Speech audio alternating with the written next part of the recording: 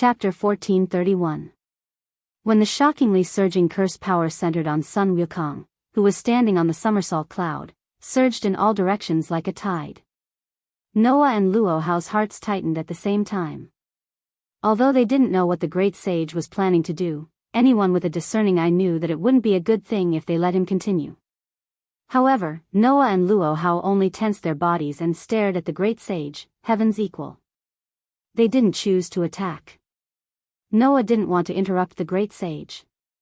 He just wanted to see if he could unravel the secret of the sudden increase in power. Luo Hao didn't want to interrupt the great sage, simply because he felt that doing so would make him seem like he was afraid of the enemy's methods.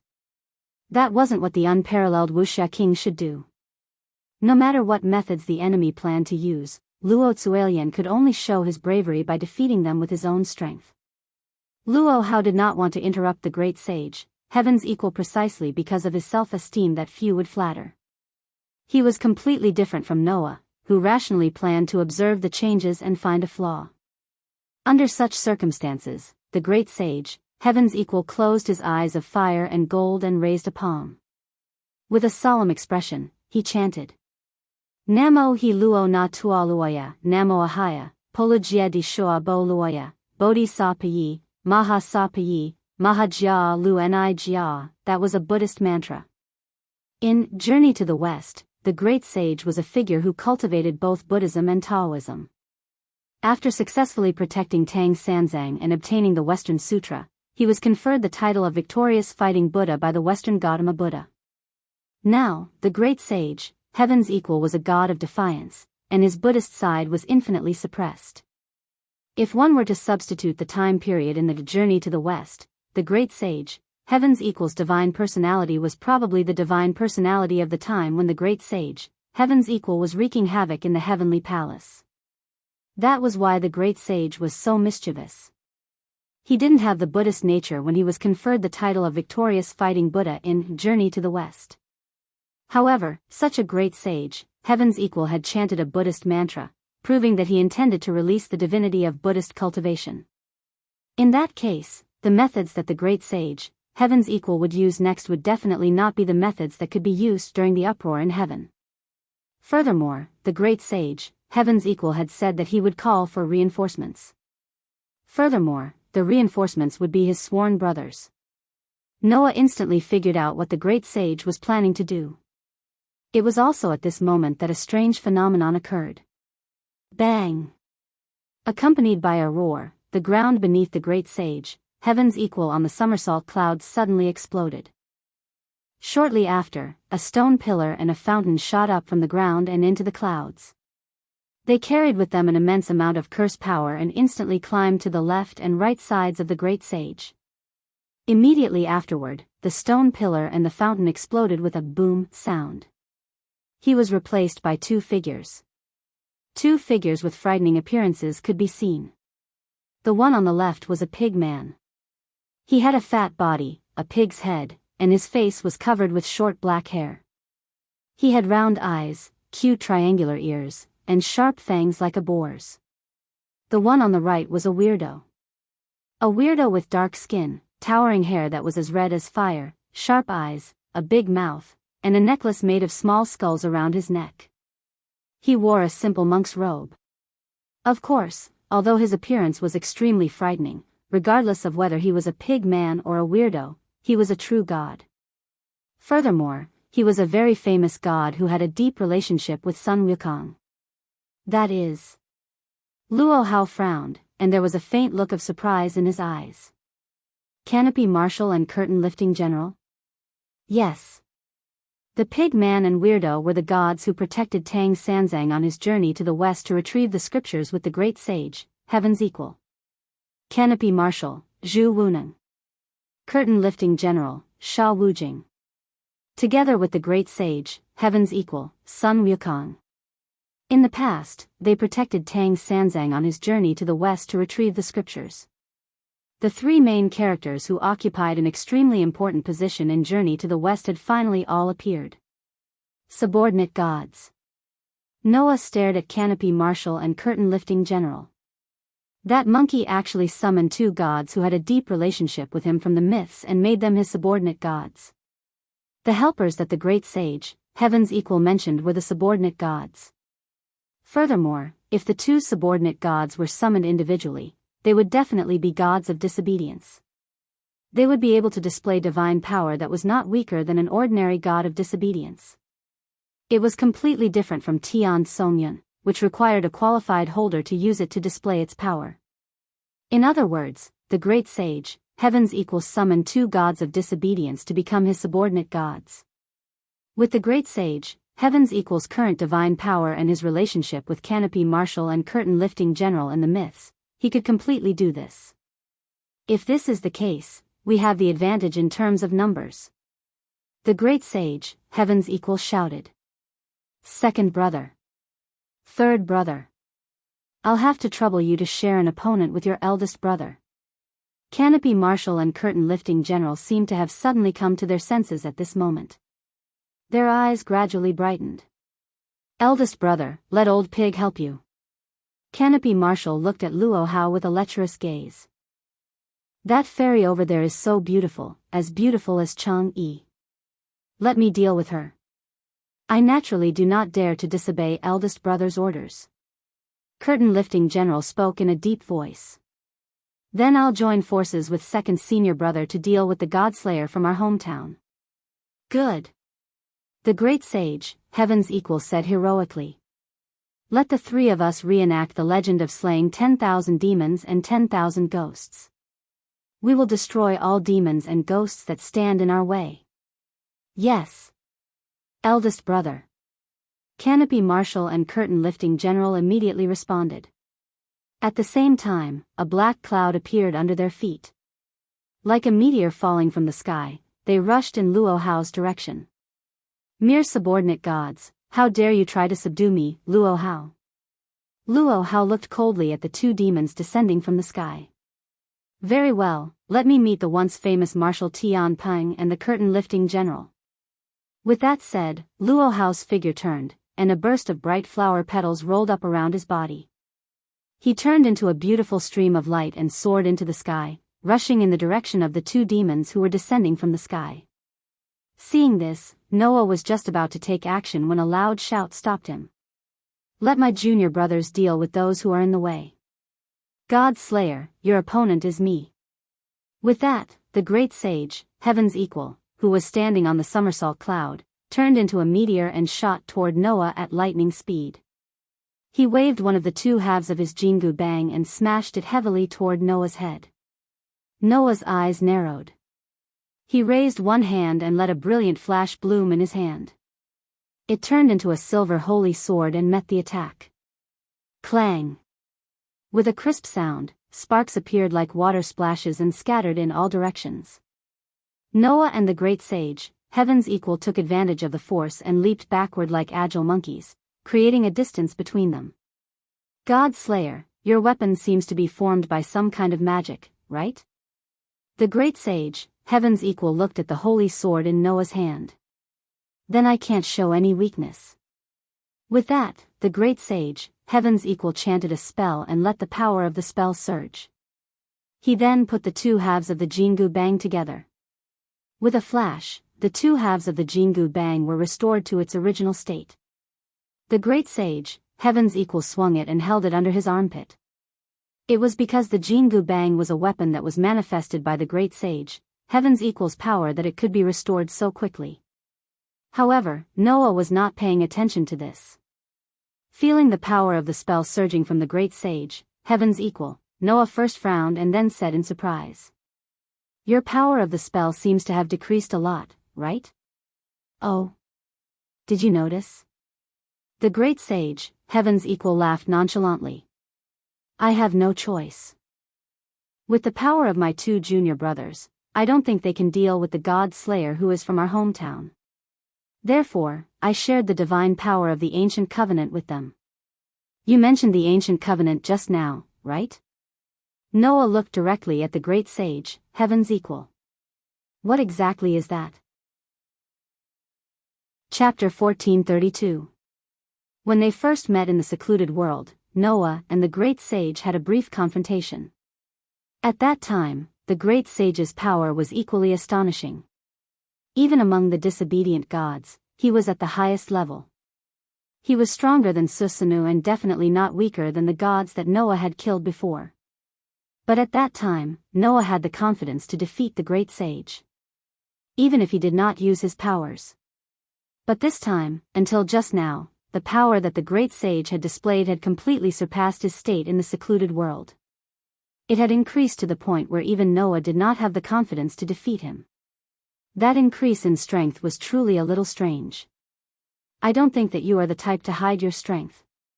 When you were in the secluded world, the strength that you displayed should be your full strength. Noah's gaze landed on the great sage, heaven's equal, who was standing on the somersault cloud. So, I think that there must be a reason why your power suddenly became so strong. You are right. That reason is the ancient covenant that I mentioned. The great sage did not hide it anymore and directly answered Noah's question.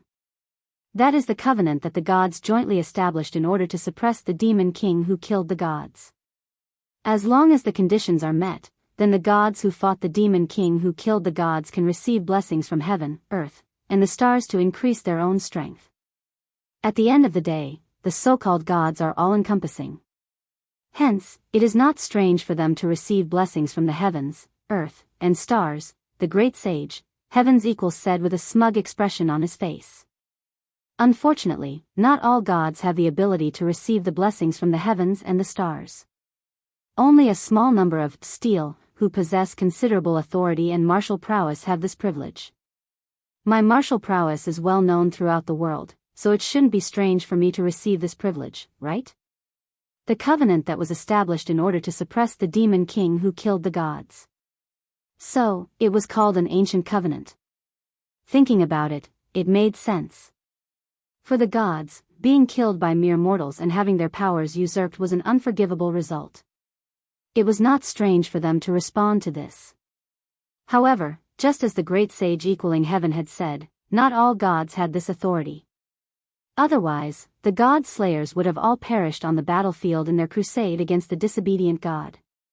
In addition, according to the great sage, heaven's equal, if one wanted to obtain this power, they would need to fulfill the conditions. Recalling the difference between the last time and this time, Noah's heart skipped a beat. Is that condition to face multiple god slayers? Indeed. Great sage equaling heavens nodded. As long as I'm up against multiple god slayers, I can use the ancient covenant to borrow the power of the stars. Now, this power has been lent to my junior brothers. This way, even if my two junior brothers are only subordinate gods, they can still hold back the god slayer from the same hometown. Now, as long as I defeat you and the other god slayer, this war of heroes will be my old son's victory. Great sage equaling heaven laughed heartily.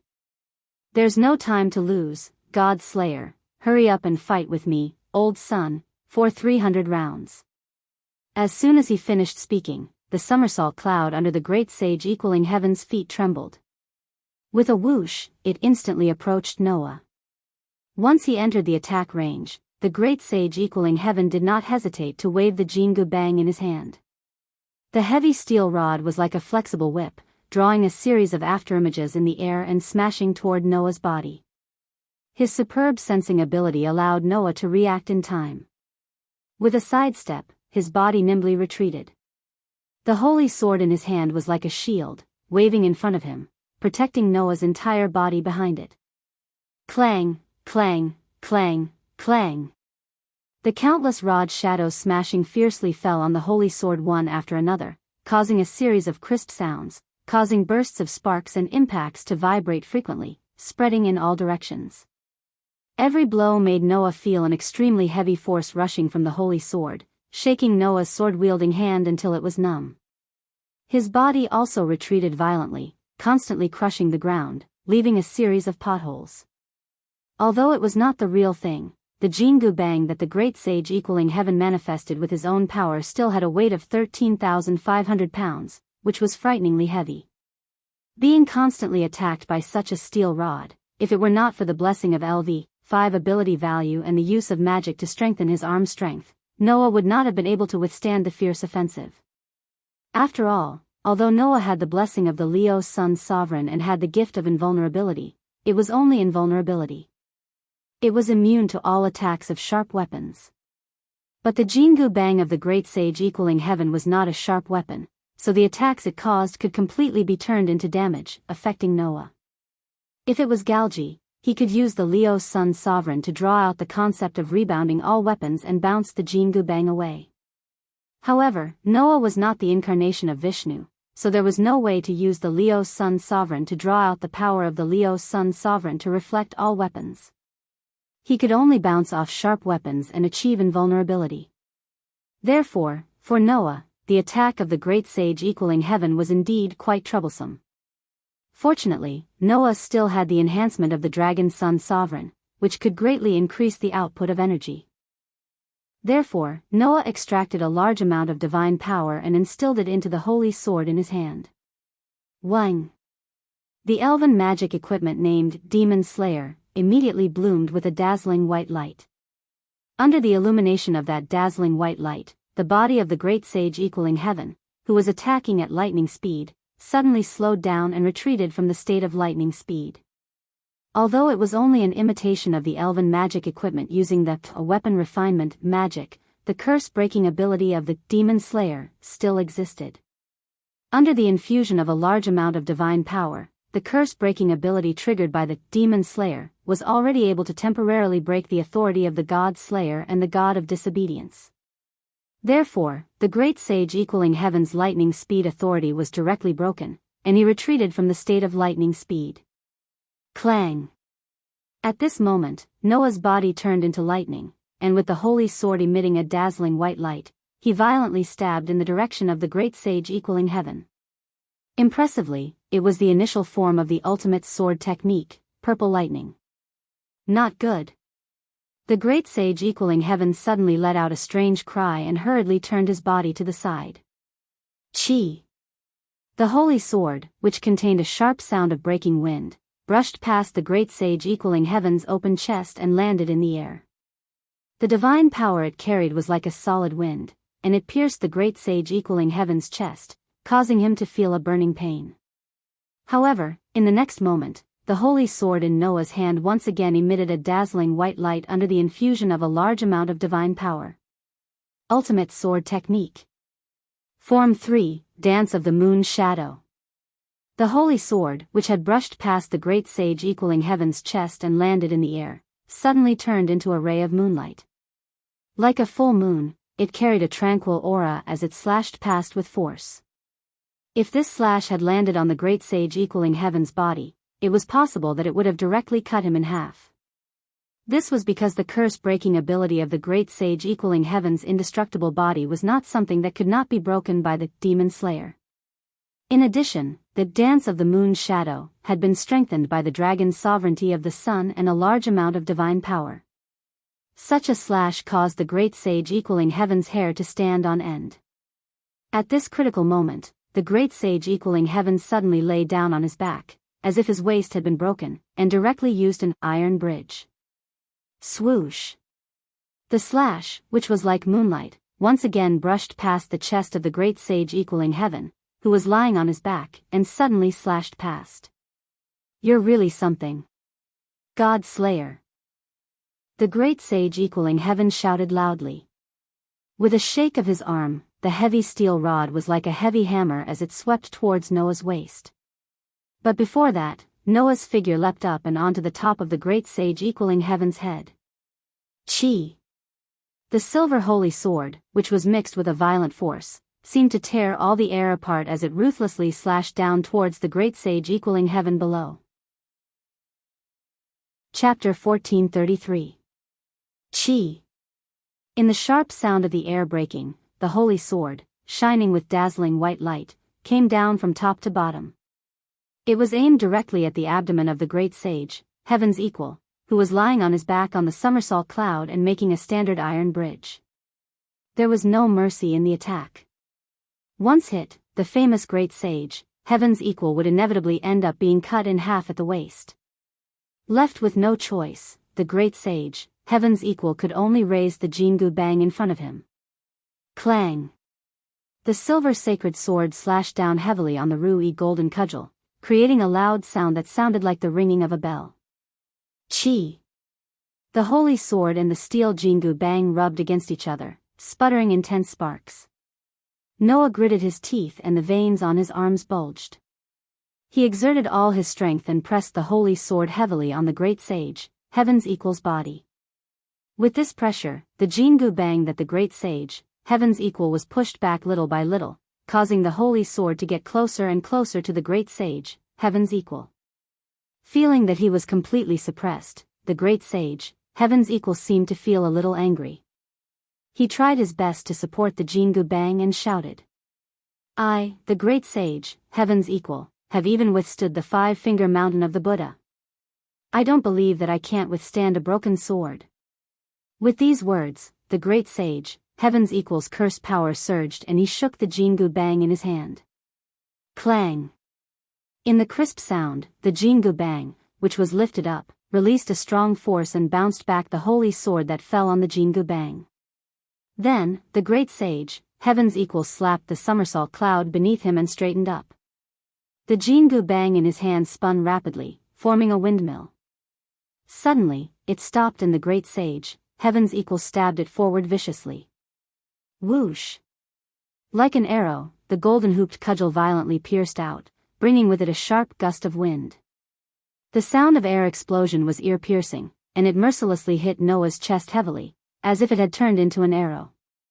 Clang! In the end, the golden cudgel that was thrust out landed directly on the holy sword that Noah had lifted.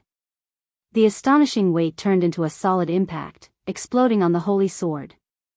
It was as if a cannonball had landed on it. An extremely strong force shook Noah and sent him flying. This tremor sent Noah flying a few hundred meters away. He flew out of the mountain peak and into the air. Therefore, Noah managed to stabilize his body with great difficulty and hovered there. Bang! The holy sword, which was shining with a dazzling white light, finally shattered into pieces and disappeared with a loud explosion. Tisk! Noah could not help but be speechless. As expected, imitations can only be used to this extent. Unlike the golden cudgel that the great sage equaling heaven had, Noah's demon slayer was only an imitation created by magic. Compared to his authority, Noah's magic that came from his ability points was obviously inferior by quite a few levels. Not to mention, the magic called weapon refinement had a lot of limitations. The weapon that was created would be weakened to a certain extent depending on the level, performance, and ability of the weapon. The weapon that was created would also depend on the level, performance, and ability of the weapon to determine the duration of the weapon. With the level of the demon slayer, even if an imitation was created, the duration of the weapon would only be a few minutes. Furthermore, there was another limitation to this spell. That was, once the level of the weapon was too high, it would have to wait until the duration of the weapon was over. Otherwise, a second weapon with the same duration could not be created. Otherwise, if Noah created the Demon Slayer and the Red Dragon Emperor's boosted gear at the same time, even the golden cudgel of the great sage equaling heaven would not be able to block Noah's sword. Therefore, it was destined that Noah could only create one weapon in a high-level battle if he wanted to use weapon refinement to create a useful weapon.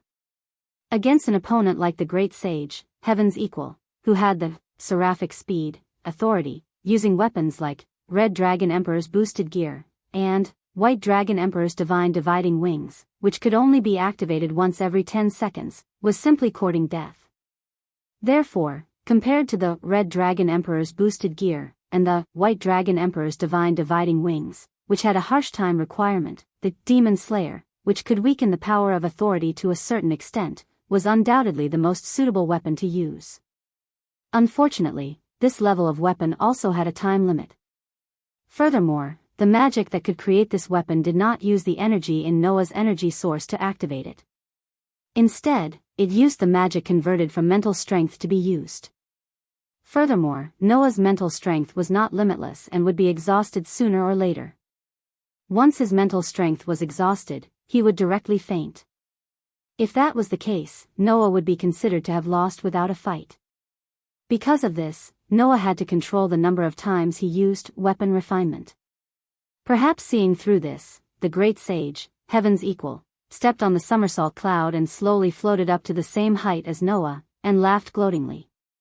God Slayer, your weapon seems to be much weaker than my Jingu Bang. I wonder if it can be repaired and used at any time like me? Hearing this, Noah ignored Sun Wukong, who was gloating over his misfortune. Instead, he calmly calculated. If he used the spear of Longinus and Enkidu, he should be able to deal a fatal blow to the great sage equaling heaven. However, the great sage equaling heaven's lightning speed was a problem, and it would be very difficult to hit him. Even if he created the demon slayer and forced the great sage equaling heaven to retreat from his lightning speed, it would still be very difficult to hit him with his extreme speed that was comparable to that of a spiritual monkey. As for the other treasures, even if they had a sure hit effect, it would become a pursuit, and it would be very difficult to hit the great sage equaling heaven. Even if he could hit him, the great sage equaling heaven's invincible Vajra body would be a problem. Were there any treasures that could be useful against the great sage equaling heaven? In Noah's mind, treasures flashed one after another. Finally, the image of a treasure stopped in Noah's mind. No. To be more precise, it should be 2 treasures. Then, the plan of how to use these 2 treasures also formed in Noah's mind. Noah's eyes flashed. Let's try it. As soon as he said that, the source of divine power inside Noah's body that was filled with a steady stream of divine power suddenly turned into a source of mana with endless mana. Then, Noah let the surging mana surge in his body and flow throughout his body. Wang! A golden ripple that looked like a water wave rippled around Noah's body. That's right. It did not appear around him but around Noah's body. Like a ripple, it swallowed Noah's body. The great sage equaling heaven suddenly narrowed his eyes and became alert. However, in the next moment, the scene that appeared in front of the great sage equaling heaven stunned this unparalleled monkey king. Clang! Dazzling golden light flashed in the air. In the center of the bright light, Noah floated there. The bright golden light was shining from Noah's body. To be more precise, it was shining from the armor on Noah's body. That was a set of armor. The entire set of armor was golden and shone like the sun. It did not look heavy. Instead, it gave off a slender feeling. It was tightly attached to Noah's skin. Other than the helmet, the rest of the armor was fully equipped. Wearing such an armor, Noah seemed to have turned into the sun. He raised his head and looked at the great sage equaling heaven. The corner of his mouth slowly lifted. In the next second, Noah said, "I'm going to kill you. I'll let you have the next move." Chapter 1434. Next move, I'll let you have it. When these words came out of Noah's mouth, who was shining with dazzling light like the sun and was clad in golden armor, the great sage, heaven's equal stunned expression gradually disappeared. The great sage, heaven's equal stared intently at the golden armor on Noah's body with his fiery golden eyes. He opened his mouth and spoke in a threatening tone. God Slayer, what game are you playing? Can't you tell what game I'm playing with your eyes of fire and gold? Noah narrowed his eyes and said sarcastically. No matter if it's a monkey show or a game, it has to end. Now, it's time for this monkey show to end. You little yellow-haired brat. The great sage equaling heaven seemed to be laughing in spite of himself, but at the same time, he seemed to have lost his temper. Are you saying that you can defeat old Sun in the next move? Whether I can or can't, let the result prove it. Noah looked at the great sage and smirked. I just want to know if the famous great sage, heaven's equal, is afraid. I'm afraid? The great sage pointed at his own nose and sneered.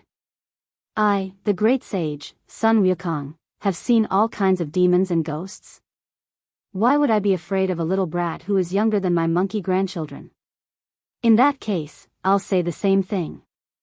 Noah stretched out his hand and made a provocative gesture. Next move, I'll let you have it. Great sage, heaven's equal, just attack. I won't fight back. This is your last move. After this move, it'll be your death. Hearing this, the great sage was furious. "Little brat, how dare you look down on me, the great sage, heaven's equal, Sun Wukong. Very well, I'll let you have a taste of my Rui Jingu Bang's full power." Driven by anger, the great sage's equal's body surged with a shocking amount of curse power. It turned into a turbulent flow and poured into the heavy steel rod in his hand. "Take this." With a loud shout, the great sage, heaven's equal, stepped on the somersault cloud and turned into a flash of light. He tore through the space and shot in front of Noah in an instant. In the next moment, the Rui Jingu Bang, which carried the power of 1,000 caddies, crushed the air wherever it passed. It caused a deafening sonic boom as it smashed heavily into Noah's chest. Clang! The earth-shattering knocking sound was accompanied by a burst of violent impact chi. It shook the entire air and turned into ripples, spreading in all directions. Like a gust of wind, it blew down, crushing the trees on the mountain peak below. One by one, they fell down, and even the ground cracked. However, in the center of the impact, a hand suddenly reached out and grabbed the arm of the great sage, who was smashing the Jingu Bang. "I've caught you." This voice shocked the great sage, heaven's equal. He raised his head abruptly and looked in the direction of Noah. There, Noah reached out one hand and tightly grasped the arm of the great sage, heaven's equal. He ignored the Rui Jingu Bang that smashed into his chest, and his eyes flashed with a terrifying light. "In this way, you can't use your speed to escape, right?" WH. The great sage, heaven's equal, was shocked. You're fine." "Yes. I'm fine." The great sage, heaven's equal, mustered all his divine power and swung the godly sea-steadying needle that weighed 13,500 caddies. It landed on Noah's body, but Noah was unscathed. There was not even a crack on the armor that shone like the sun. Sun wheel, turn into armor, Kavacha and Kundala. This was the real name of the armor on Noah's body. In Hindu mythology, it was a half-human, half-god hero born from the sun god Surya and a mortal woman, Gandhi. His real name was Karna, the son of the sun god. From the moment this demigod was born, his father, the sun god Surya, had given him a golden armor that was integrated with his body and could emit the light of the sun. This defensive type of noble artifact was formed by light itself. Even the gods would find it difficult to destroy it. As long as the relic was equipped, it could nullify more than 90% of the effects of all hostile interference, be it physical or conceptual attacks. The relic would only cause the user to suffer 1/10 of the damage. Its defense was amazing and it could heal itself when it was damaged. Therefore, as the owner of this relic, when Karna was equipped with this relic, he was even known as an undying hero. Its defense was quite amazing. Even if he were to take a hit from a grade A+ military relic, his movements would not be affected. The relic was an grade A relic, which was the highest grade. In theory, it was the highest grade treasure except for the P+ type of treasure that had an instantaneous amplification effect and the X grade treasure. Originally, because this treasure was integrated with Karna's armor, it should not be in Noah's treasure vault. However, in Hindu mythology, Karna later peeled off this armor that was integrated with his body, along with his skin, and offered it to Indra, the heavenly emperor. In view of this, Gaia and Alaya could also store this treasure in Noah's treasure vault.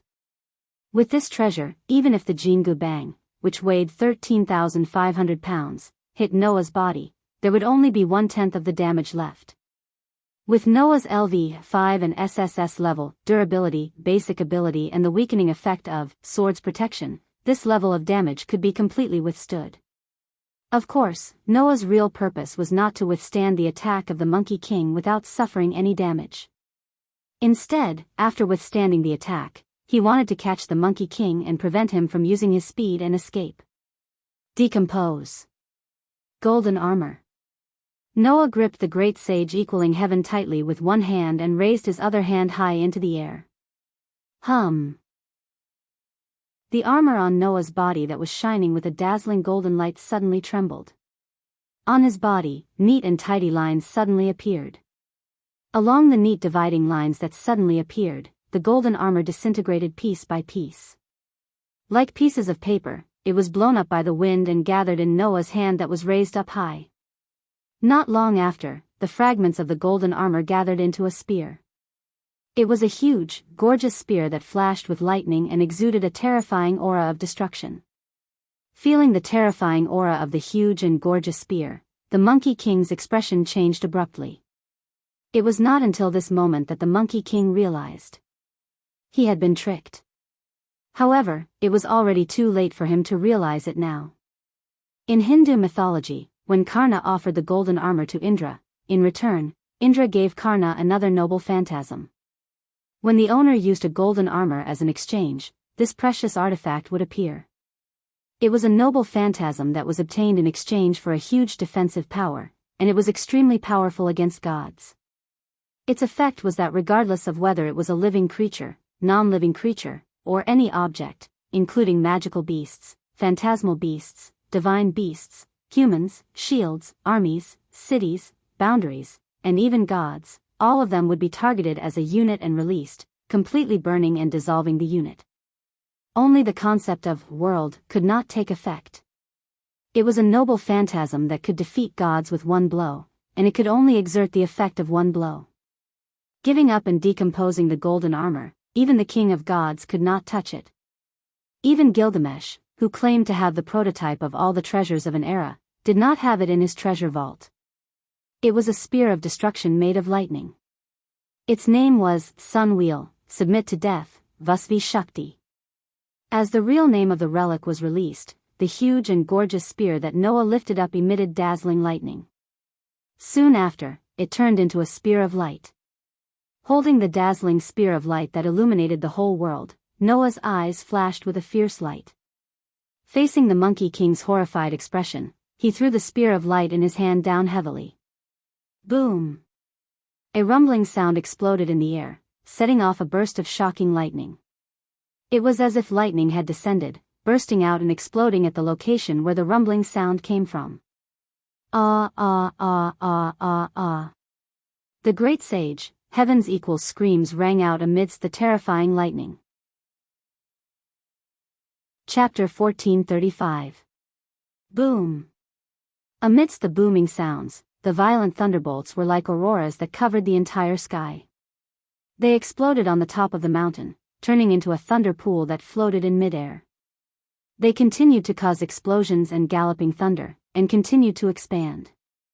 In this instant, whether it was Luo Hao who was fighting with Marshal Tian Peng and the curtain-lifting general, Hui Na and Lu Yinghua who were fighting, or even the residents of the city at the foot of the mountain, they all raised their heads to look at the berserk lightning pool that suddenly appeared in the air, their faces filled with shock.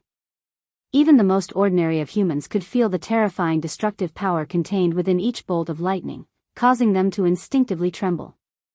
And in that violent lightning pool, bolts of lightning that carried terrifying heat and destructive power suddenly flashed and covered the great sage, Heaven's equal's body. Ah! Under the scorching heat and destructive power, the great sage, Heaven's equal let out a shrill cry of agony. The noble artifact named Vasvi Shakti treated the great sage, Heaven's equal, as a unit and unleashed a terrifying power that could even burn and dissolve the gods. Furthermore, the sword gods who were crowned with the attribute of steel all shared the same characteristic, which was that they would melt away under the terrifying heat of the flames. The spear of light, which was capable of destroying even the gods, was now the best weapon to bury the great sage equaling heaven. Karna, who had this noble artifact, was known as an undying hero spirit that was no weaker than Gilgamesh, the hero king. As for this relic, its level had also reached the exceptional level of X compared to the obedient departing sword, EA, it wasn't any weaker. In terms of classification, this relic belonged to the category of godly relic. Therefore, the great sage, Heaven's equal had no chance of surviving the direct attack of the god-slaying spear, which was known as a sure kill. He didn't even have the time to say his last words. The god of steel, who was famous throughout the land of China for being able to borrow the power of the heavens, earth, and stars, and was superior to most of his kind, screamed as his entire body was incinerated by the terrifyingly high temperature and destructive power, melting into slag. Eventually, the figure of the great sage, Heaven's equal, Sun Wukong, gradually disappeared from the rampaging lightning pool. The thunderbolts, which carried terrifying heat and destructive power, continued to run, illuminating the entire world. Eldest senior brother actually lost? Then there's no other way. The canopy marshal and the curtain-lifting general, who had been blessed by the great sage, heaven's equal, stiffened in their battle with Luo Hao. They only had time to utter these words before one of them began to petrify while the other began to liquefy. In the next second, one of the two gods that had turned into a stone statue and a water statue gradually shattered, while the other dispersed into water. Just like that, they directly disappeared. That was to be expected. The canopy marshal and the curtain-lifting general were originally subordinate gods that the great sage, heaven's equal, had summoned with great divine power. Now, as the summoner, the great sage, heaven's equal, had been eliminated and returned to the legends. The two summoned subordinate gods naturally had no reason to exist alone. Together with the great sage, heaven's equal, they also disappeared from this world. At this point, the great sage, heaven's equal, had been killed. Luo Hao, whose entire body was spewing flames formed by powerful curse power, watched as the canopy marshal and the curtain-lifting general disappeared. Then, he raised his head and looked at the rampaging lightning pool that carried terrifying destructive power in the sky. His gaze gradually became serious. Even the unparalleled Wuxia king had to admit that. In the face of that attack, even if it was him, if he was hit, he would only end up dying. To think that he was still hiding such power. However, Noah Doria, Luo Tzuelian, will not admit defeat because of this. At this moment, what emerged in Luo Hao's heart was a competitive spirit that he had not felt for a long time after becoming a god slayer. If Luo Hao regarded Warban as an enemy who would either kill him or live, then at this moment, Luo Hao regarded Noah as a lifelong rival and opponent. The surging competitive spirit made the peerless beauty of the land of China feel extremely passionate, and a beautiful smile gradually appeared on her face. In addition to Luo Hao, there were many people present who were staring at the rampaging lightning pool that had suddenly appeared in midair. For example, Hui Na and Lu Yinghua, who had stopped their duel at the foot of the mountain. Another example was the people who had been attracted by the powerful curse power of the god of disobedience and the god of deicide, which was far superior to all existences, hiding in the dark and witnessing this duel with their own eyes. On another mountain some distance away from the mountain where Noah and Luo Hao were, Genivia looked at the rampaging lightning pool that had suddenly appeared in midair, his lips trembling slightly. What? What a terrifying power! Genivia, whose predecessor was the goddess of disobedience, had given up her immortal life and transcendent divinity in order to create the Holy Grail, and thus degenerated into a god ancestor, could clearly feel it. How powerful a threat was that rampaging lightning pool to a god? As an anti-god treasure that could only exert the effect of one hit, but could even destroy the gods with one hit, the X-level, Sun, submit to death, Vasvi Shakti, was even more terrifying than the Spear of Longinus.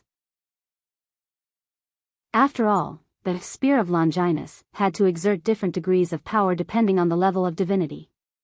But the Sun, submit to death, Vasvi Shakti, simply destroyed the existence of a god as a unit. No matter how high the divinity of the opponent's god was. No matter how strong the enemy's god was. In addition to the concept of the world, the threat of the spear of certain destruction, which destroyed everything as a unit, was probably above that of the sword of good departure, EA. Why is that Lord here? Why does he have such a terrifying power? Genivia, who had spied on the entire confrontation between Noah and the great sage, heaven's equal with magic, uttered fearful words. Do we really have to be enemies with such an existence? It had to be said that Noah really left a terrible shadow in Genivia's heart. As the immortal goddess of discord, Genivia was also a god ancestor above humans. On the surface, Genivia was polite, but in fact, he was extremely arrogant. Otherwise, Genivia would not have been enemies with the Black Prince Yerek and the God Slayer. In the past, Genivia had also faced many transcendent existences. However, it was the first time that he felt fear for a person from the bottom of his heart like now. When Noah used unknown means to take the Holy Grail from Genivia's hands that even Yerek could not take, and also made it impossible for Genivia to summon the Holy Grail back, and when Noah almost forced Guinevere into a dead end after killing Perseus, Guinevere's heart had already been traumatized. Now, seeing that Noah could even destroy, steal, who could borrow the power of heaven, earth, and stars, the trauma in Guinevere's heart turned into real fear. Now, Guinevere was very sure.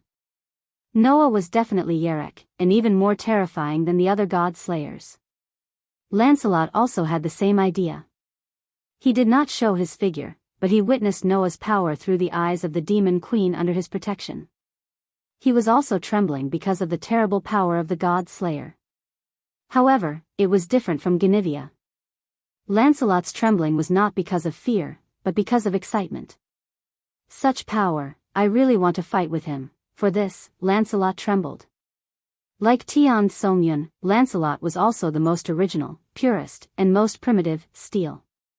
Although the current Lancelot was only a shadow of God on the ground to protect Guinevere, the instinctive desire to fight still existed. Under such circumstances, Guinevere thought of something, and a disc suddenly appeared in his hand. On the disc, a sword-shaped mark slowly emerged. Looking at this mark, Guinevere's expression changed abruptly. Oh no. Chapter 1436. Beep beep. The flashing lightning gradually began to dissipate, and the strong light that illuminated the whole world gradually began to dim. Together with the diminishing lightning, it slowly converged. Not long after, the violent lightning pool that appeared under the sky became smaller and smaller until it completely disappeared, leaving only a few flashes of lightning that ran back and forth in the space. In the lightning, Noah's figure slowly emerged. He was suspended in the air, but his body was hanging down weakly. Taking a closer look. On Noah's body, his black shirt and black trousers were gradually dyed with a scarlet color. Noah's brows were tightly knitted together, and there was some pain on his face. Only Noah could feel it clearly. Under his clothes that were gradually dyed with a scarlet color, his skin was cracking inch by inch, and there was almost no part of his skin that was intact. The scarlet color that dyed Noah's clothes red was caused by Noah's own blood. Since the noble phantasm called Sun, obey death, Vasvi Shakti, had the terrible power to kill gods in one blow, it was not a power that could be used casually. First of all, if one wanted to use Sun, obey death, Vasvi Shakti, they would have to imitate the legend of Karna sacrificing the immortal sun armor and sacrifice Sun, turn into armor, Kavacha and Kundala. This noble phantasm would be integrated with the body, and when it was removed, it would naturally cause harm to the wearer. By imitating the legend of Karna sacrificing the sun armor to obtain the god-killing spear, Noah also had to bear the damage that he would have to bear when the armor was removed. The reason why Noah's skin was cracking inch by inch was because of this. In addition, Sun, obey death, Vasvi Shakti, was also a noble phantasm that only had the power to attack once. That was to say, after the attack, whether it could kill the enemy or not, the god-killing spear would disappear and could not be used again in a short period of time. Similarly, the Sun, turn into armor, Kavacha and Kundala, that was sacrificed could not be used again in a short period of time. It could only be restored after a period of time. This was the limitation of the two noble phantasms. Therefore, Noah could no longer use the two noble phantasms of the immortal hero Karna. He had to wait for a period of time before he could use them again. Enduring the excruciating pain all over his body, Noah clenched his teeth slightly and reached out a hand to take out a bottle of potion from the golden ripples that suddenly fluctuated like water. He unscrewed the cap of the bottle and poured it into his mouth. At the next moment, a gentle stream of starlight flickered all over Noah's body. Under the light of the gentle starlight, Noah's cracked skin recovered at a speed that was visible to the naked eye. When the pain completely disappeared, Noah let out a big sigh of relief.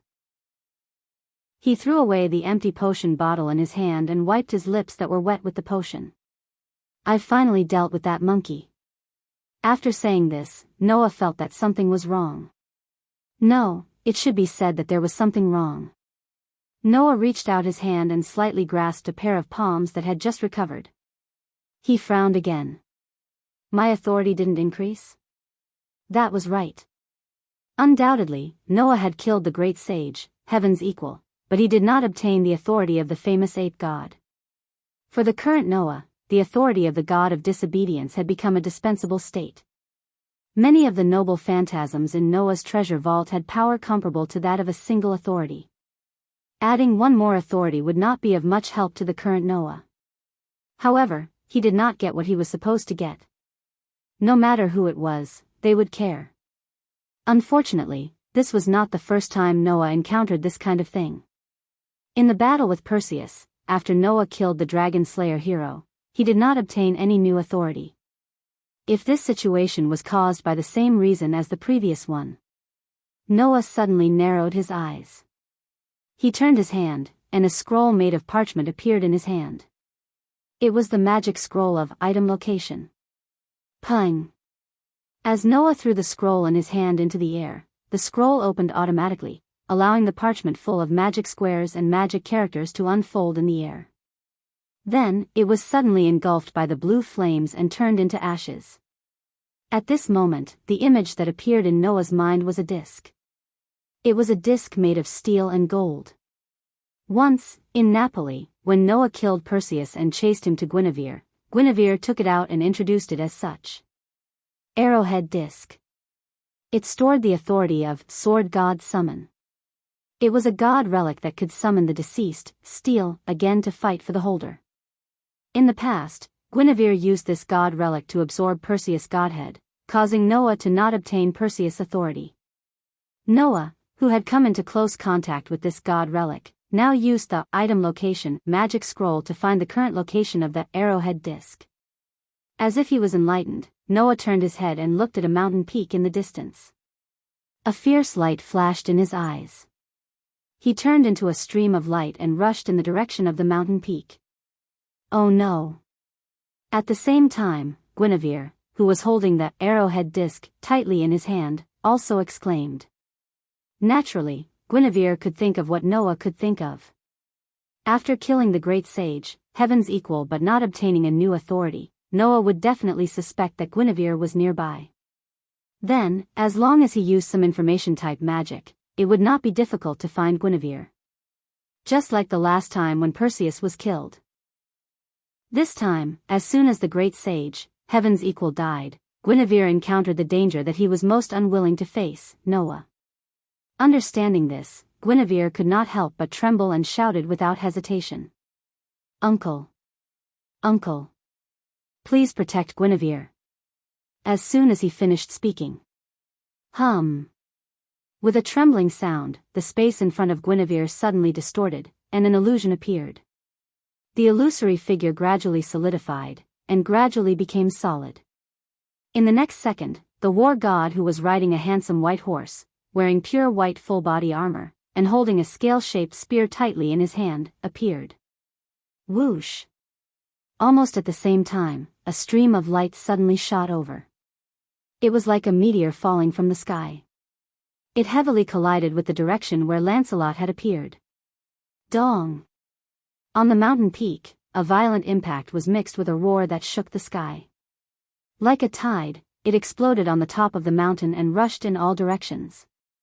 Bang! Part of the entire mountain peak was like an erupting volcano, suddenly exploding, stirring up gravel and rocks all over the sky. Then, like a landslide, the gravel and rocks rolled all the way down the mountain, causing the whole mountain peak to tremble. Immediately, on the top of the mountain, in the impact of the explosion, two figures flew out, rubbing against the air. In the whistling sound of the wind, they both stabilized their bodies in midair. Noah raised his head and looked at the other side of the collapsed mountain peak. There, Lancelot was riding a handsome white horse, holding Guinevere in his arms, and riding the horse in the air. On the white horse, Lancelot clenched his spear, and his whole body was surging with surging curse power. Guinevere's pretty face was pale. Holding the arrowhead disc in his arms, he was more or less in a state of shock. Just now, if Guinevere hadn't decisively summoned Lancelot, the one who suffered Noah's attack would not be Lancelot, but Guinevere. Although Guinevere was a god ancestor who surpassed human intelligence, facing Noah, who was the strongest among the god-slayers, he would be killed in an instant.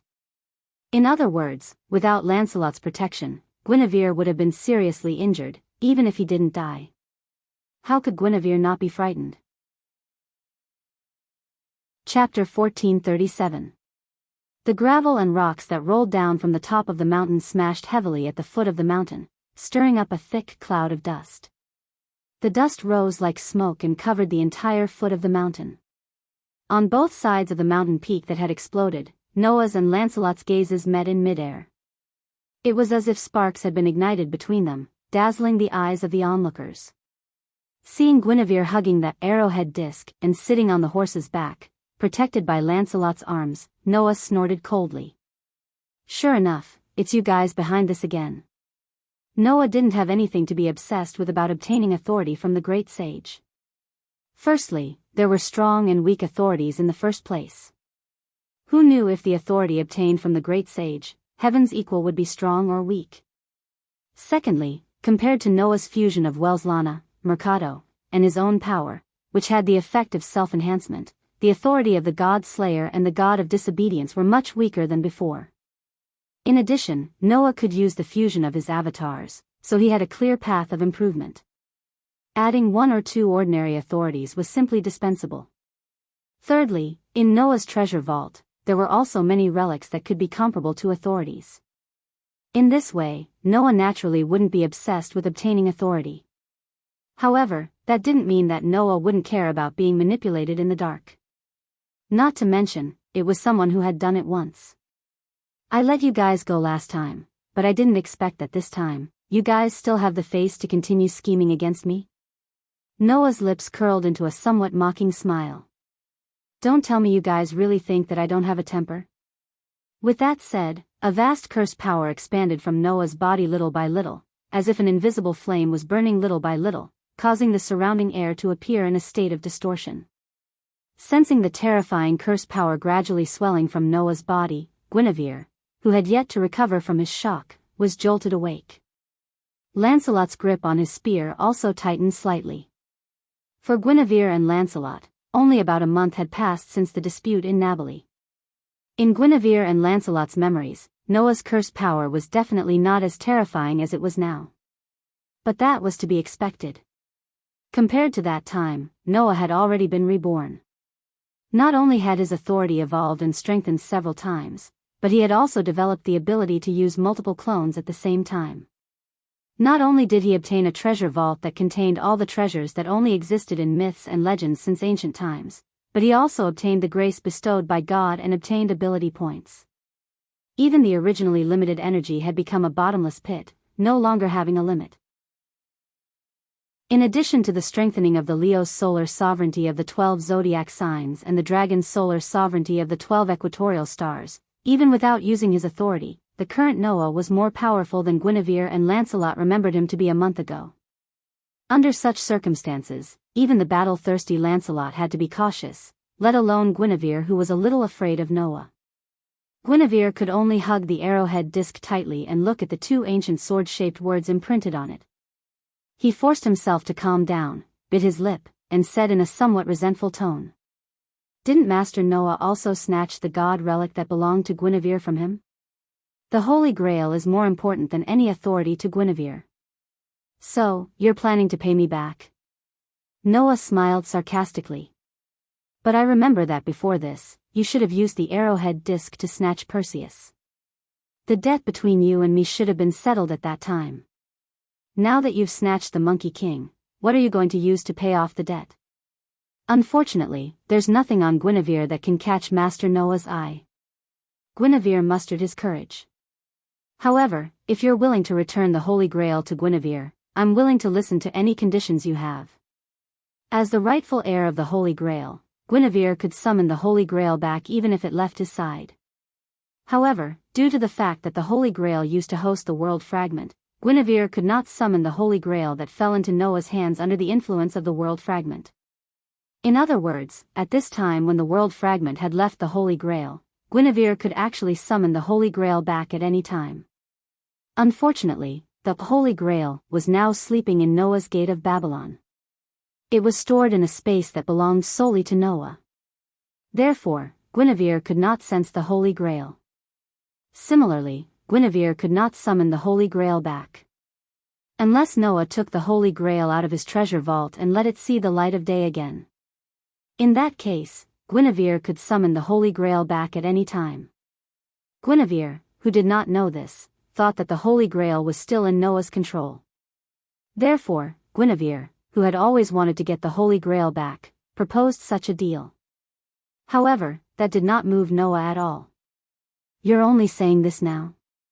Noah said with a smile that was not a smile. "Don't you think it's too late?" As soon as he finished speaking, Noah's body tensed up, and the cursed power in his body suddenly erupted. Lancelot and Guinevere were shocked at the same time. "My beloved daughter, in my current state, I'm no match for the god slayer," Lancelot suddenly said. "So, now is the time to use the god relic left by our lord and summon the deceased sword god to fight for us." "I understand, uncle." Guinevere bit his lips and raised the arrowhead disc. "Now that things have come to this, we can only combine the power of the three steel heroes to fight the god slayer in front of us." "Is that so?" Noah laughed coldly. "Very well, anyway, I'm very angry today, so no matter how many of you come, I'll take them all." Just as Noah was about to charge in Lancelot's direction and Guinevere was about to use the arrowhead disc to summon the two steel heroes, a burst of bright flower petals suddenly flashed between the two sides. Along with the petals dancing in the air, a peerless heroine appeared from the petals. The appearance of his figure caused the tense atmosphere that was on the verge of erupting to turn sluggish. Immediately, the beautiful woman who appeared from the petals directly faced Noah, exposing her back to Guinevere and Lancelot. She lightly opened her red lips with a somewhat angry tone. "King of Rakshasa of a foreign country, how dare you ignore the existence of Luo Hao and leave the battlefield on your own? This is a great disrespect, and it goes against the demeanor of an indomitable king." Who else could it be other than the arrogant Luo Hao who suddenly barged in like there was no one else around? This peerless king of Wuxia did not seem to have Lancelot and Guinevere in her eyes at all. She only looked straight at Noah, her eyes full of anger. There was nothing she could do about it. After Noah defeated the great sage, Heaven's equal, Luo Hao became competitive with Noah and really regarded Noah as a strong opponent. Under such circumstances, driven by Luo Hao's high fighting spirit, he was preparing to challenge Noah openly as a martialist. Who knew that while waiting, Noah suddenly left Luo Hao and ran to find Lancelot and Guinevere. At that time, Luo Hao was stunned. After she reacted, Luo Hao's heart was filled with anger. The dignified leader of the martial arts world of China, the king of Wuxia, when had she been ignored like this? Not to mention, Luo Hao had already regarded Noah as a strong opponent. As a result, this strong opponent ignored Luo Hao. For Luo Hao, who thought highly of herself, this was even more unbearable. "King Noah, I, Luo Tzuelian, now officially challenge you." Luo Hao stared at Noah with eyes full of anger. "Today, there must be a winner between you and me."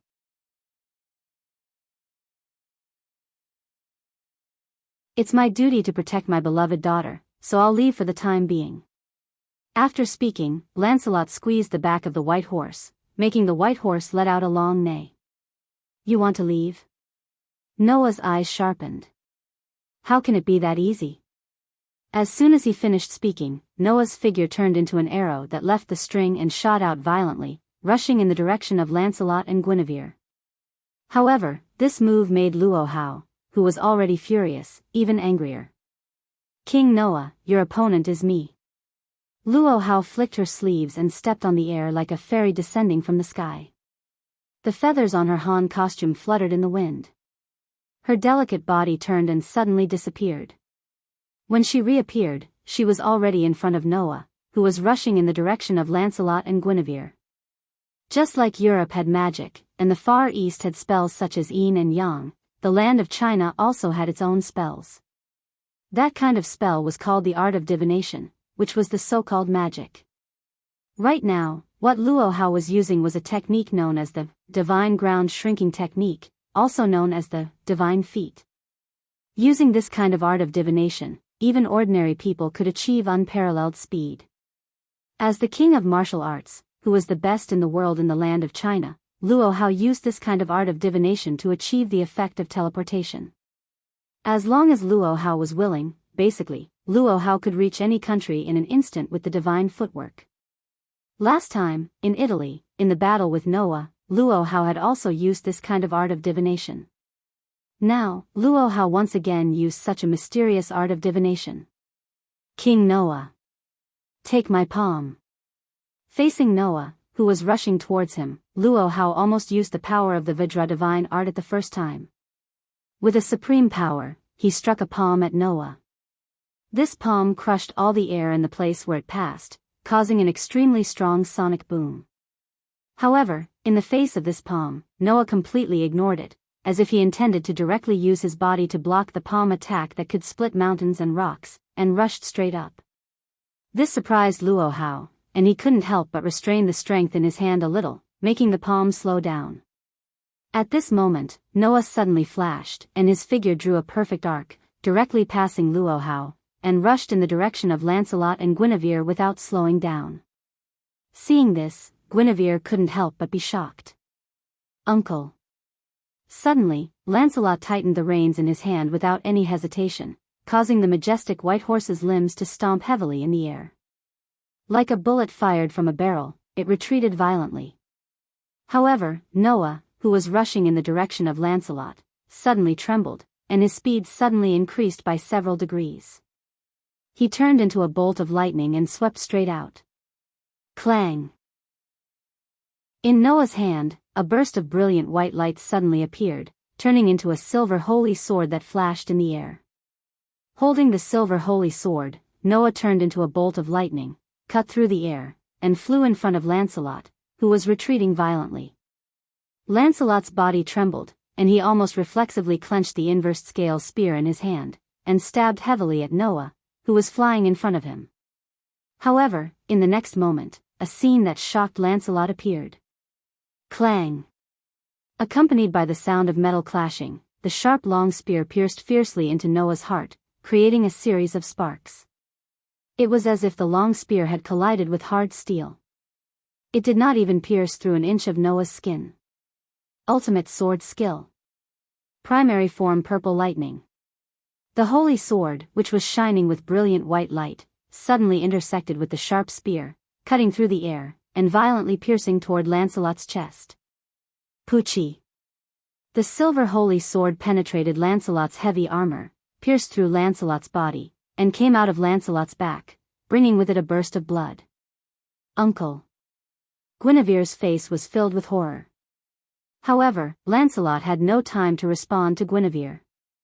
This was because Noah, who was flying in front of him, suddenly let go of the sword in his hand, turned around, and kicked Lancelot's body with a strong and powerful kick.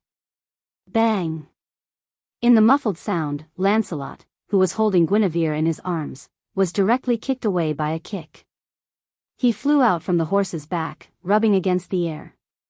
Like a kite with a broken string, he fell from the air. It didn't take long for Lancelot and Guinevere's figures to disappear between the mountains, and no one knew where they fell to. The majestic white horse immediately dissipated like mist, disappearing without a trace. Noah lowered his head and looked in the direction where Lancelot and Guinevere disappeared.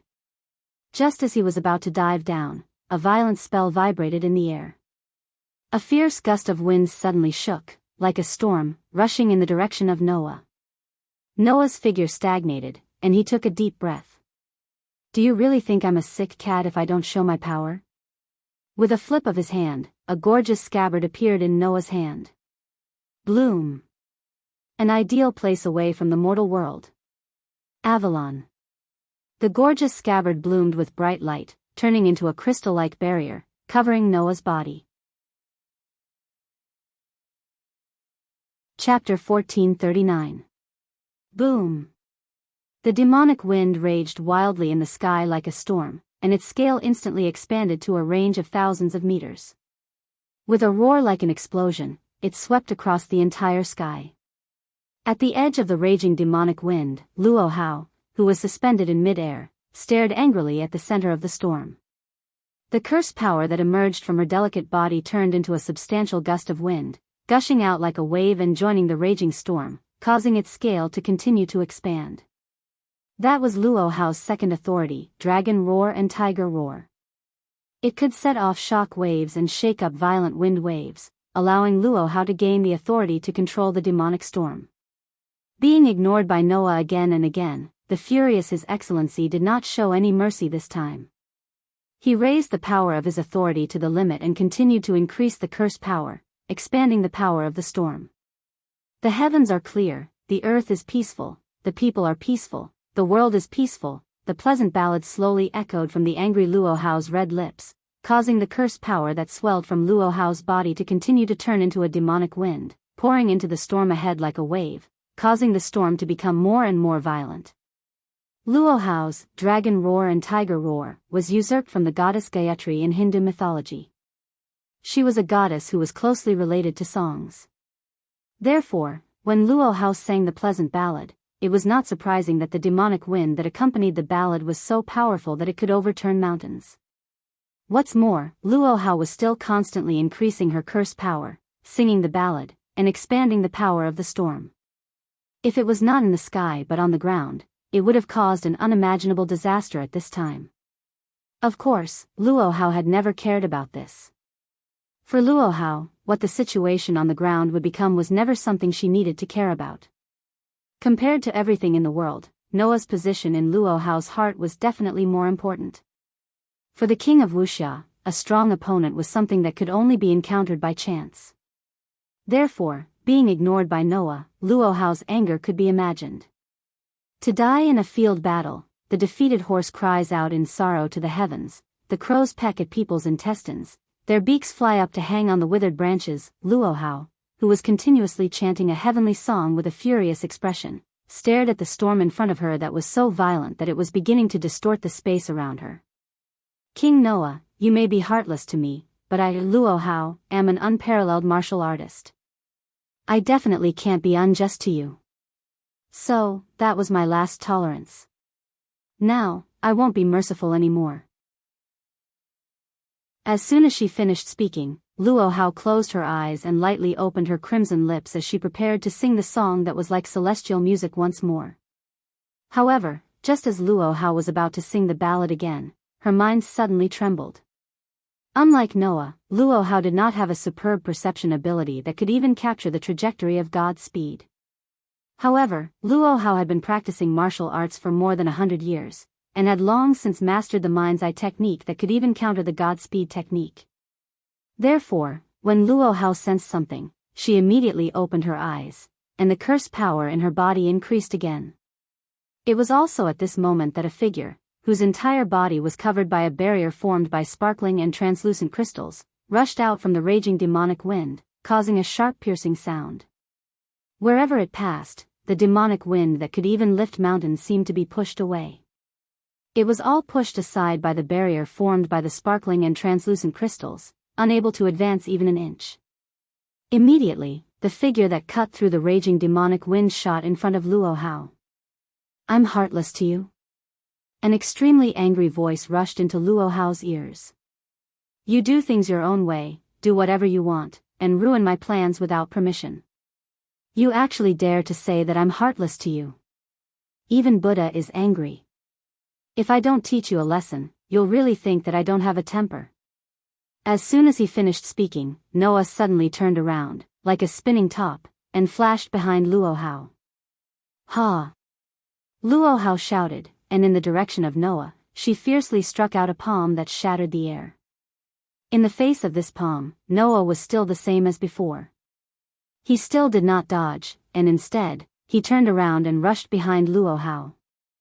Just a moment ago, Noah also ignored Luo Hao's palm strike, causing a trace of hesitation in Luo Hao, which gave Noah the opportunity to dodge.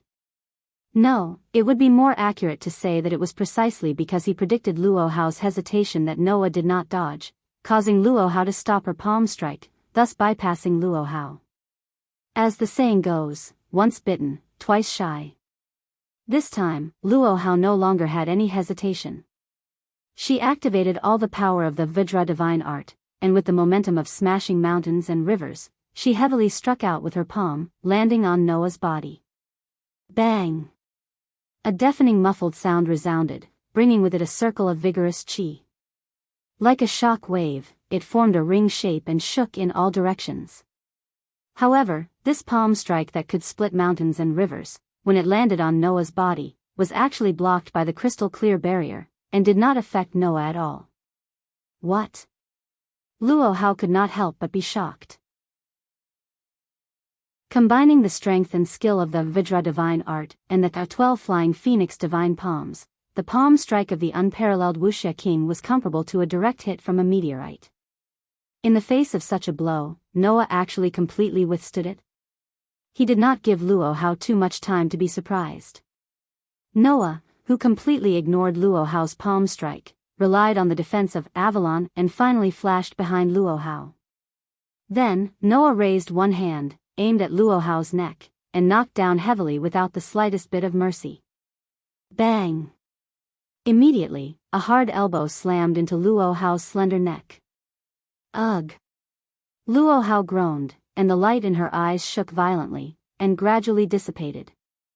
After being hit heavily on the neck, Luo Hao only felt that her vision began to distort, and her consciousness began to fade. It was as if she could no longer feel the strength in her body. She staggered in midair, and turned her head with difficulty to look behind her. There, Noah's back was facing Luo Hao, and he did not even look at Luo Hao. That scene was undoubtedly a blow to Luo Hao. Then, Luo Hao's consciousness completely disappeared. The raging storm in midair also slowly dissipated. At the same time, between the mountains, a bolt of lightning flashed, and at a certain moment, it landed on the ground. The lightning burst forth with dazzling sparks, and gradually twisted into a human figure. When the lightning dissipated, a young man appeared in the air. It was the Black Prince, who had the lightning spark power of the Seraphic Speed Authority, Yerek.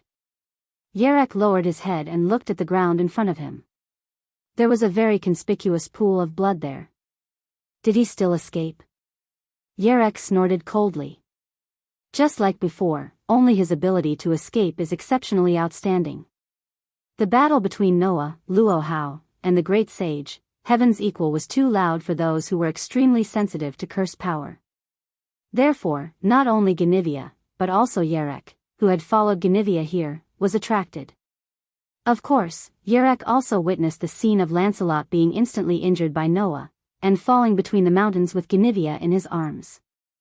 Seeing that Noah was entangled by Luo Hao when he planned to continue chasing the enemy, Yerek immediately used the Seraphic Speed Authority to chase after him. His purpose was naturally to deal the final blow. Unfortunately, if Ganivia was so easy to deal with, Yerek, who had the Seraphic Speed Authority, would not have been fooled for so many years without killing this enemy. But that guy forced Ganivia into a desperate situation more than once, right? Yerek turned his head, looked into the distance, and muttered. After disappearing for a month, I didn't expect him to be in a place like this, and his strength is getting stronger and stronger. It's probably not that easy to get the Holy Grail from him, Yerek pondered. It's better not to casually contact him, go back and replan. The thing he had been pursuing for years was right in front of him. However, Yerek did not let this go to his head.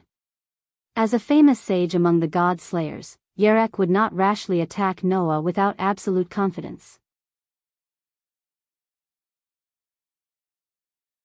Chapter 1440. When Noah carried the unconscious Luo Hao and returned to the mountain peak where he fought the great sage, Heaven's Equal, and came to the foot of the mountain, he immediately saw Hui Na and Lu Yinghua confronting each other. The situation of these two proud sons of heaven was somewhat different. Hui Na put the katana in her hand on the ground and knelt there on one knee. Her pretty face was covered with sweat, and she was extremely tired and panting. Lu Yinghua, on the other hand, raised a palm, slowly opening and closing it, and stood there with his back straight. If one looked carefully, they would find that, although Hui Na was kneeling on the ground on one knee, looking extremely exhausted, her body did not suffer the slightest bit of injury. Lu Yinghua's slowly opening and closing palm was branded with many scars, and he looked a little embarrassed. Seeing this, Noah could roughly guess the process of the battle. In terms of strength, Hui Na, who could use God's descent, should be stronger than Lu Yinghua. Therefore, from the beginning, Hui Na probably directly used God's descent to chase after Lu Yinghua, and suppressed Lu Yinghua in an instant. However, the so-called God's descent was not that easy to use.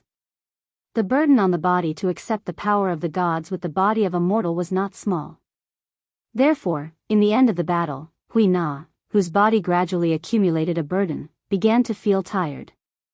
Lu Yinghua, who survived Hui Na's attack under the state of God's descent, was probably preparing to counterattack now. Obviously, if there were no obstacles, the battle would definitely end with Lu Yinghua's victory in the end. After all, although Lu Yinghua was injured, he did not lose his ability to fight. As for Hui Na, looking at her exhausted appearance, even if she could fight, she would not be able to hold on for long. Therefore, in the end, it would definitely end with Lu Yinghua's victory. Should it be said, as expected of the direct disciple of the God Slayer, the Qilin of the Chinese martial arts world? However, to be able to force Lu Yinghua, who was a disciple of the proud and arrogant king of Wuxia, into such a state, Hui Na was also very amazing. Hui Na and Lu Yinghua, who were in the middle of the confrontation, seemed to feel something. They turned their heads and looked over, and then saw Noah, who was directly carrying Luo Hao on his shoulder. Seeing this scene, the two of them were stunned at the same time, and then they reacted. "My king!" Hui Na exclaimed in surprise. Lu Yinghua, on the other hand, stared blankly at Luo Hao, who had obviously fainted on Noah's shoulder. His open palm slowly relaxed as he sighed. It seems that the battle between Master and Lord Noah has ended with Master's defeat once again. Saying this, Lu Yinghua cupped his fists and bowed to Noah. No wonder he is known as the strongest existence among the demon kings who can kill gods. Lu Yinghua is full of admiration. Lord Noah's martial strength is simply unparalleled in the world, peerless in the world. No one can stop. Noah felt goosebumps all over his body as he hurriedly shouted to stop. "Don't continue. I don't buy it. My king." Hui Na tried her best to prop herself up and stood up with difficulty. "Where is the great sage, heaven's equal?" "It's already settled." Noah turned his head and looked at the half-dried mountain peak, as well as the mountain peak that seemed to have been ravaged by a huge typhoon. It was a horrible sight to behold as he spoke faintly. "When we go back, I'll let Mr. Gandu clean up the mess." "Is that so?" Hui Na looked at Noah with sparkling eyes, her face full of admiration. "As expected of my king, he's too powerful. Although he is a famous hero in our country, in the face of two peerless god slayers, even the great sage, heaven's equal, can't do anything." "Don't say such obvious things." Lu Yinghua first ridiculed Hui Na, then took a step forward and continued to bow to Noah. "We have fully witnessed Lord Noah's king's prestige. Even if Master is defeated by you, he shouldn't have any complaints. So, could you please return Master to Yinghua?" Hearing this, Noah felt the soft body of the beauty on his shoulder. When he recalled Luo Hao's entanglement with him, the anger in his heart rose again.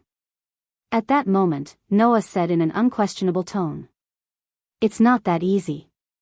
From now on, Luo Hao is my captive." Lu Yinghua's face stiffened, and his eyes widened. Even if he was the Qilin of China, at this moment, he could not help but doubt his ears. "You? What did you say?" Lu Yinghua asked with uncertainty. "Captive?" "That's right." Noah glanced at Lu Yinghua. "From now on, Luo Hao is my captive. If you have any objections, you are welcome to report to me at any time from the 5 Purgatory sect under Luo Hao's command." After saying that, Noah ignored Lu Yinghua's stunned expression and turned to look at Hui Na. "Hui Na, can you still walk?" "No. No problem." Hui Na also recovered from her shock and quickly said. "Hui Na can continue to walk. Then let's go back." Noah lifted his feet and walked forward. Hui Na quickly put away the tachi in her hand and followed Noah while murmuring excitedly. "So powerful, he actually captured a demon king. The king is really powerful." Hui Na doesn't know what to say. It seemed that this girl was feeling excited. Only Lu Yinghua was left. He stared blankly at the direction where Noah and Huina left. After a while, his face was full of distress. We're in big trouble. On the other side, on a beach, Guinevea's figure suddenly appeared here. As soon as he appeared, Guinevere looked at the ocean in front of him with a face full of worry. "Uncle, how are you?" The image of the pure white knight suddenly appeared on the surface of the ocean and asked in a deep voice. "It's okay. This body is just the shadow of a god. No matter how serious the injury is, it won't be a problem." Hearing this, Guinevere breathed a sigh of relief, and then his expression became melancholic. "I didn't expect that lord to be so strong that even uncle couldn't withstand one of his moves. It's really terrifying. That god slayer is really strong.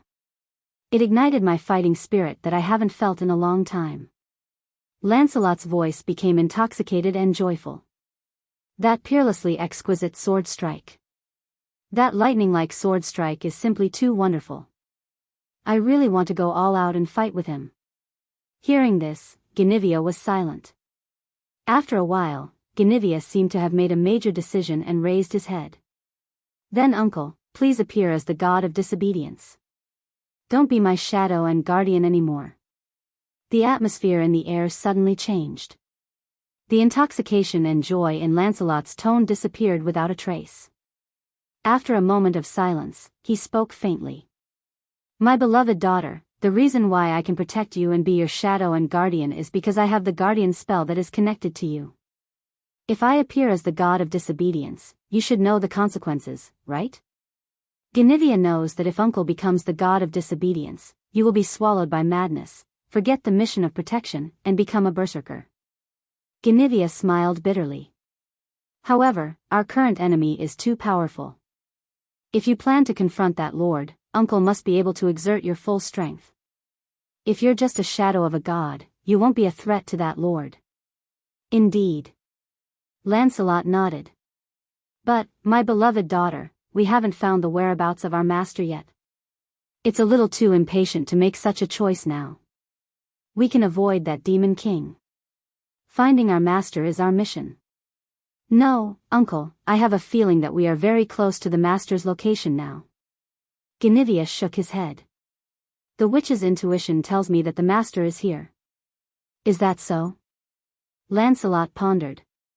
"Then, we may not be able to avoid confronting that demon king. So, uncle, please agree to my request." Guinevere said so.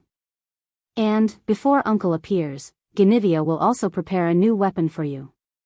After that, Guinevere waved his hand. Hum. As the space trembled, a very long double-edged sword covered with rust suddenly flashed out. On the rusty sword, a frightening aura flashed and disappeared. Chapter 1441. When the great sage equaling heaven was killed in the modern world, the elders who had a deep relationship with the great sage equaling heaven were the first to receive the news. At this moment, Susanoo, the monk, and the princess reunited. The place where the three of them were, it was not the world that was covered by the storm, but a beautiful courtyard. Sitting around a stone table in the courtyard, Susanoo, the monk, and the princess looked at each other. "Then, let's talk about our opinions." The first to speak was the owner of this courtyard, the descendant of the ancient earth goddess known as the princess. "Sir, mage, what do you two think of the turmoil this time?" The princess's words made both Susanoo and Tyrant sigh. The peace that has been peaceful for a long time is about to be broken, and the earth will once again welcome chaos. The monk directly said the truest thoughts in his heart.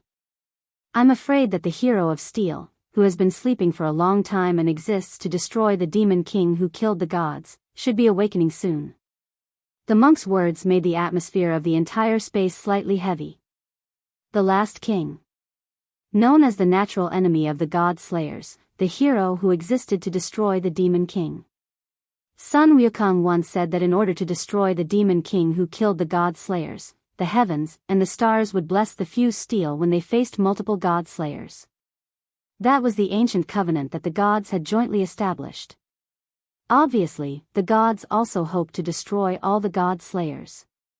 For this reason, he was given the mission to destroy the demon king, and was known as the last king. Whenever multiple god slayers appeared on the earth, the god of steel would wake up and destroy the demon king who was wreaking havoc on the earth. Whenever all the god slayers on the earth were destroyed, the god of steel would fall into a deep sleep again, silently waiting for the next opportunity to carry out his mission. Because he existed to destroy the demon king, he was also known as the hero. Also because the era when multiple god slayers existed was regarded as the end of the world by the gods, the god who appeared in the end of the world was also known as the last king who appeared in the world.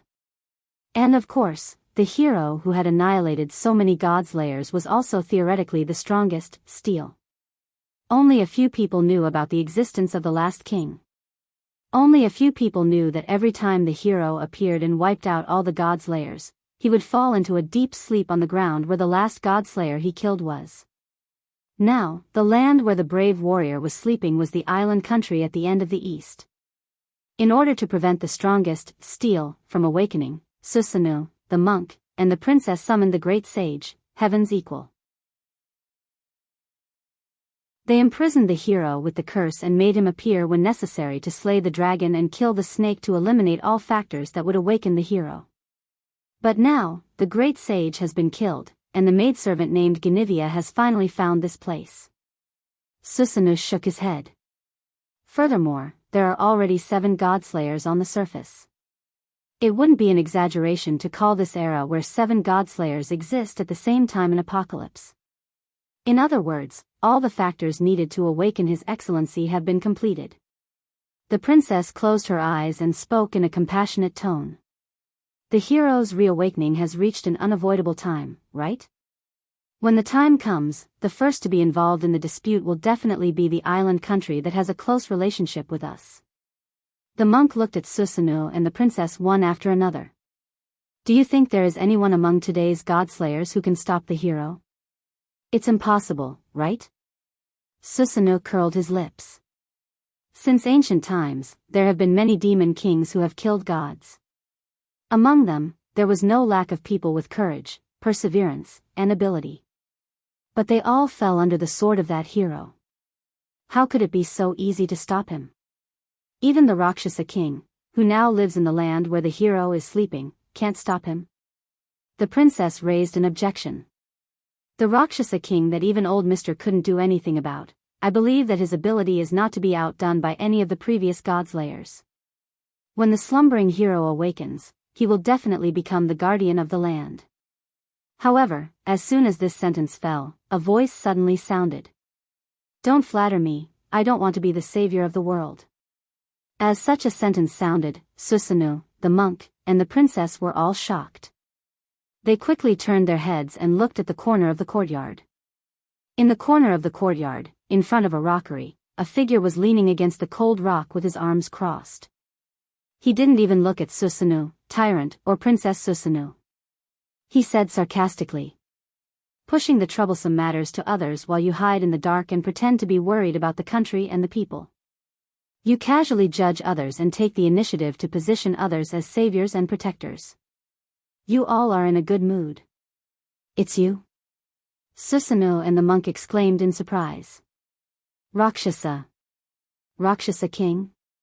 The princess was also surprised. You. Why are you here? Noah opened his eyes and looked at the princess. Although the Western Heaven Palace has been destroyed, the path to the secluded world still exists.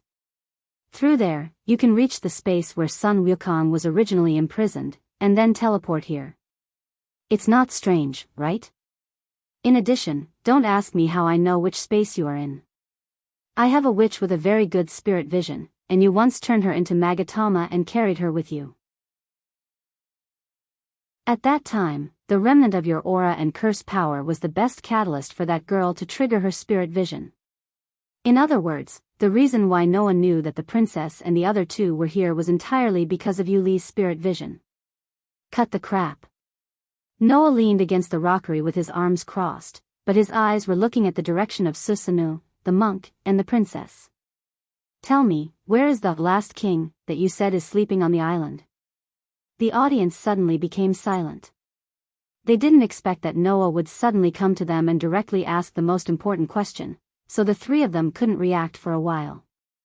Don't tell me you don't know. Noah mentioned intentionally or unintentionally. Even Guinevere, who has been looking for the last king, didn't know the whereabouts of the last king, but you knew from the beginning that Steel was sleeping here, and you also specifically called Sun Wukong to kill the dragon and snake. Obviously, you know something. Saying such a sentence, Noah looked at the three of them with a smile. For example, where exactly is Steel hibernating and so on. Susanoo, the monk, and the princess were suddenly speechless. What? You don't want to say? Noah sneered and turned his head away. That's fine, but since you want others to deal with a difficult enemy, and also want to hide, then don't expect others to act according to your plan. After saying that, Noah straightened up, and a cold expression appeared in his deep dark eyes. It doesn't matter if the last king wakes up or if he continues to sleep. If it's necessary, then we'll deal with him. If it's not necessary, then we'll let him go. That's what I do. And you? Noah's eyes swept over Susanoo, the monk, and the princess. Since you don't want to do anything, then don't let me find out that you are secretly doing something. Otherwise, you have lived for so many years, and it is indeed enough. Leaving such a sentence, Noah's figure suddenly disappeared from the place, and disappeared without a trace. Susanoo, the monk, and the princess were silent. Sir, master. The princess looked at the two of them with a reproachful gaze. Making the Rakshasa king feel so disgusted. Now, are you two satisfied? Susanoo and the monk both had a bitter expression, and they couldn't say anything. After all, in the end, it was the two of them who thought highly of themselves that led to this situation, right? Now, the two of them finally understood. Perhaps, they always thought that they controlled the whole chessboard. However, they were not the only ones who could play chess.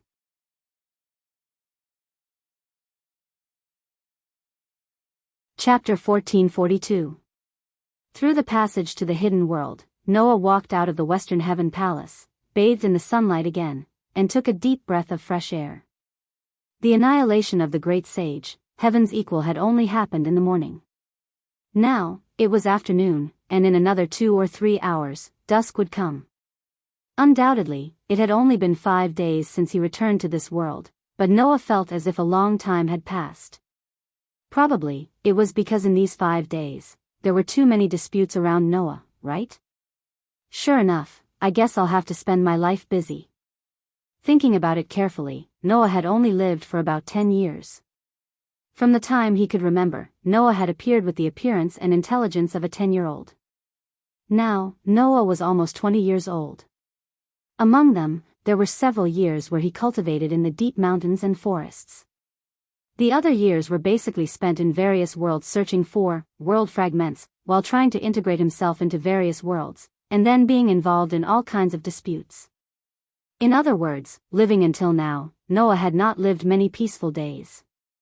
However, that was to be expected. Although he still did not know how he was born, at least, Noah's origin was definitely not simple. This matter could be confirmed. After all, only Noah could enter the between worlds and travel between worlds. Only Noah could repair the broken worlds and restore the worlds in the between worlds to their original state. Since that was the case, with Noah's special origin, his life experience would naturally not be ordinary. However, how long would it take to completely restore all the worlds that were as numerous as stars in the space between worlds? It was estimated that even if it took 100 or 1,000 years, it might not be able to completely restore them. Of course, if it was just a waste of time, that was not a reason for Noah to be discouraged. The lifespan of a god slayer was very long. For example, Warban and Luohao had already lived for more than 200 years. Moreover, Noah's Gate of Babylon also had many items that could prolong one's life, and there were even immortal herbs that could make people immortal. Lifespan was not a problem at all. Therefore, what Noah really cared about was not how much time it would take to restore the worlds in the between worlds. There was only one thing that Noah really cared about. That was, how to solve the problem of the worlds being destroyed. If Noah slowly repaired the worlds one by one, and then the worlds that were repaired with great difficulty were destroyed by some unknown reason, then this kind of thing, how long would it take to finish? Gaia and Alea clearly had the same idea, so they never showed any stubbornness to let Noah repair the destroyed worlds. Instead, they advised Noah that if he encountered any danger, even if the worlds were to be destroyed, it was fine. Noah itself was more important than those worlds. This was what Gaia and Alea said. Therefore, Noah felt that searching for world fragments in various worlds was, in fact, only secondary to him. Noah's true mission was to solve the problem of the between worlds that was destroying the worlds one by one. If possible, Noah hoped to solve this problem now. However, Gaia and Alea did not show that they had such intentions. Noah could feel it. It was not that Gaia and Alea did not want to solve this problem, but that they were waiting for something. Are they waiting for me to have enough strength? Noah's eyes flashed.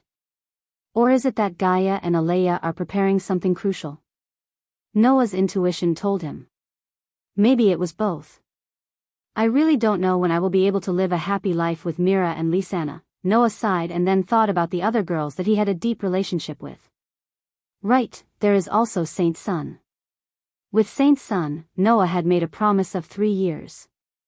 After 3 years, if Saint Sun still had feelings for him, then Noah would make a good marriage with him.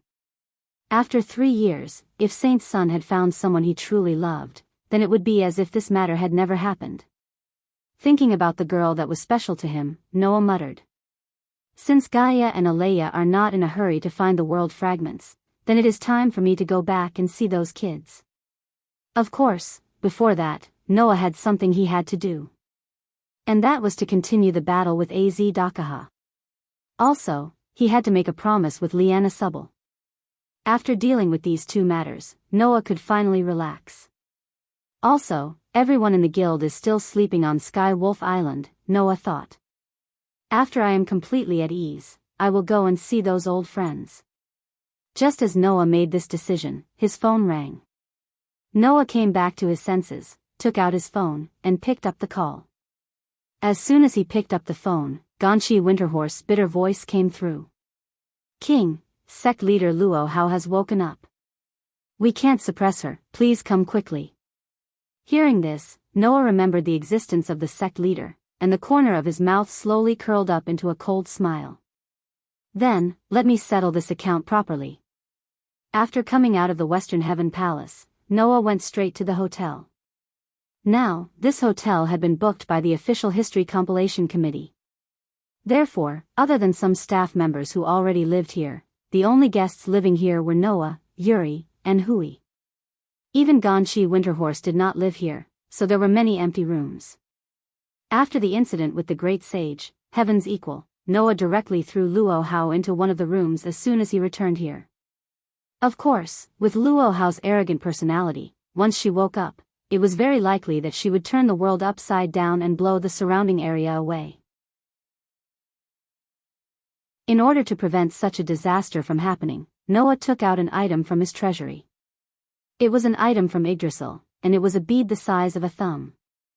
After using it, the player would not be able to use any skills or magic that consumed MP until the time limit was up. Noah took out the bead and handed it to the official history compilation committee. He asked an expert who was good at adjusting curses to make certain adjustments so that it could have an effect on Eastern inner strength and mana. Then, Noah directly fed the bead into Luo Hao's mouth. In this way, Luo Hao would not be able to use her curse power, use her mana, or even use Chinese inner strength and magic. In this way, even if Luo Hao was the martial arts supremacy, some empty moves would not be a threat at all. After doing all this, Noah directly left the hotel and went to the Western Heaven Palace. Through the passage of the Western Heaven Palace, he went to the secluded world and beat those who liked to play tricks. Now that Luo Hao had woken up, it was time to settle the score with her. When Noah came to the door of Luo Hao's room, a few people had arrived before him. They were the worried Yuli, the distressed Gan Jin Dong Ma, and the accustomed Lu Yinghua. Lu Yinghua came before Noah went to the secluded world. Now, Master has become Noah's captive. When Master wakes up, I will be wandering outside safe and sound. After that, I will definitely be severely injured by Master. So, Lord Noah, please be sure to take me captive as well. With such a reason, Lu Yinghua cried and begged Noah to take him in. On one hand, Noah felt a stomachache when he thought about what kind of torture this young martial artist had suffered in the past. On the other hand, he felt that this guy was a little pitiful, so he let Lu Yinghua stay. As for Hui Na, because the burden of the god's descent in the morning had not recovered, she was now resting. Seeing Noah walking over from the other end of the corridor, Yuli, Ganjin Dongma, and Lu Yinghua all showed a bitter expression. Presumably, the three of them were afraid that they would anger the sect leader, so they could only wait outside the door. Under the gaze of the three people, Noah went directly to the door of Luo Hao's room and suddenly pushed open the door.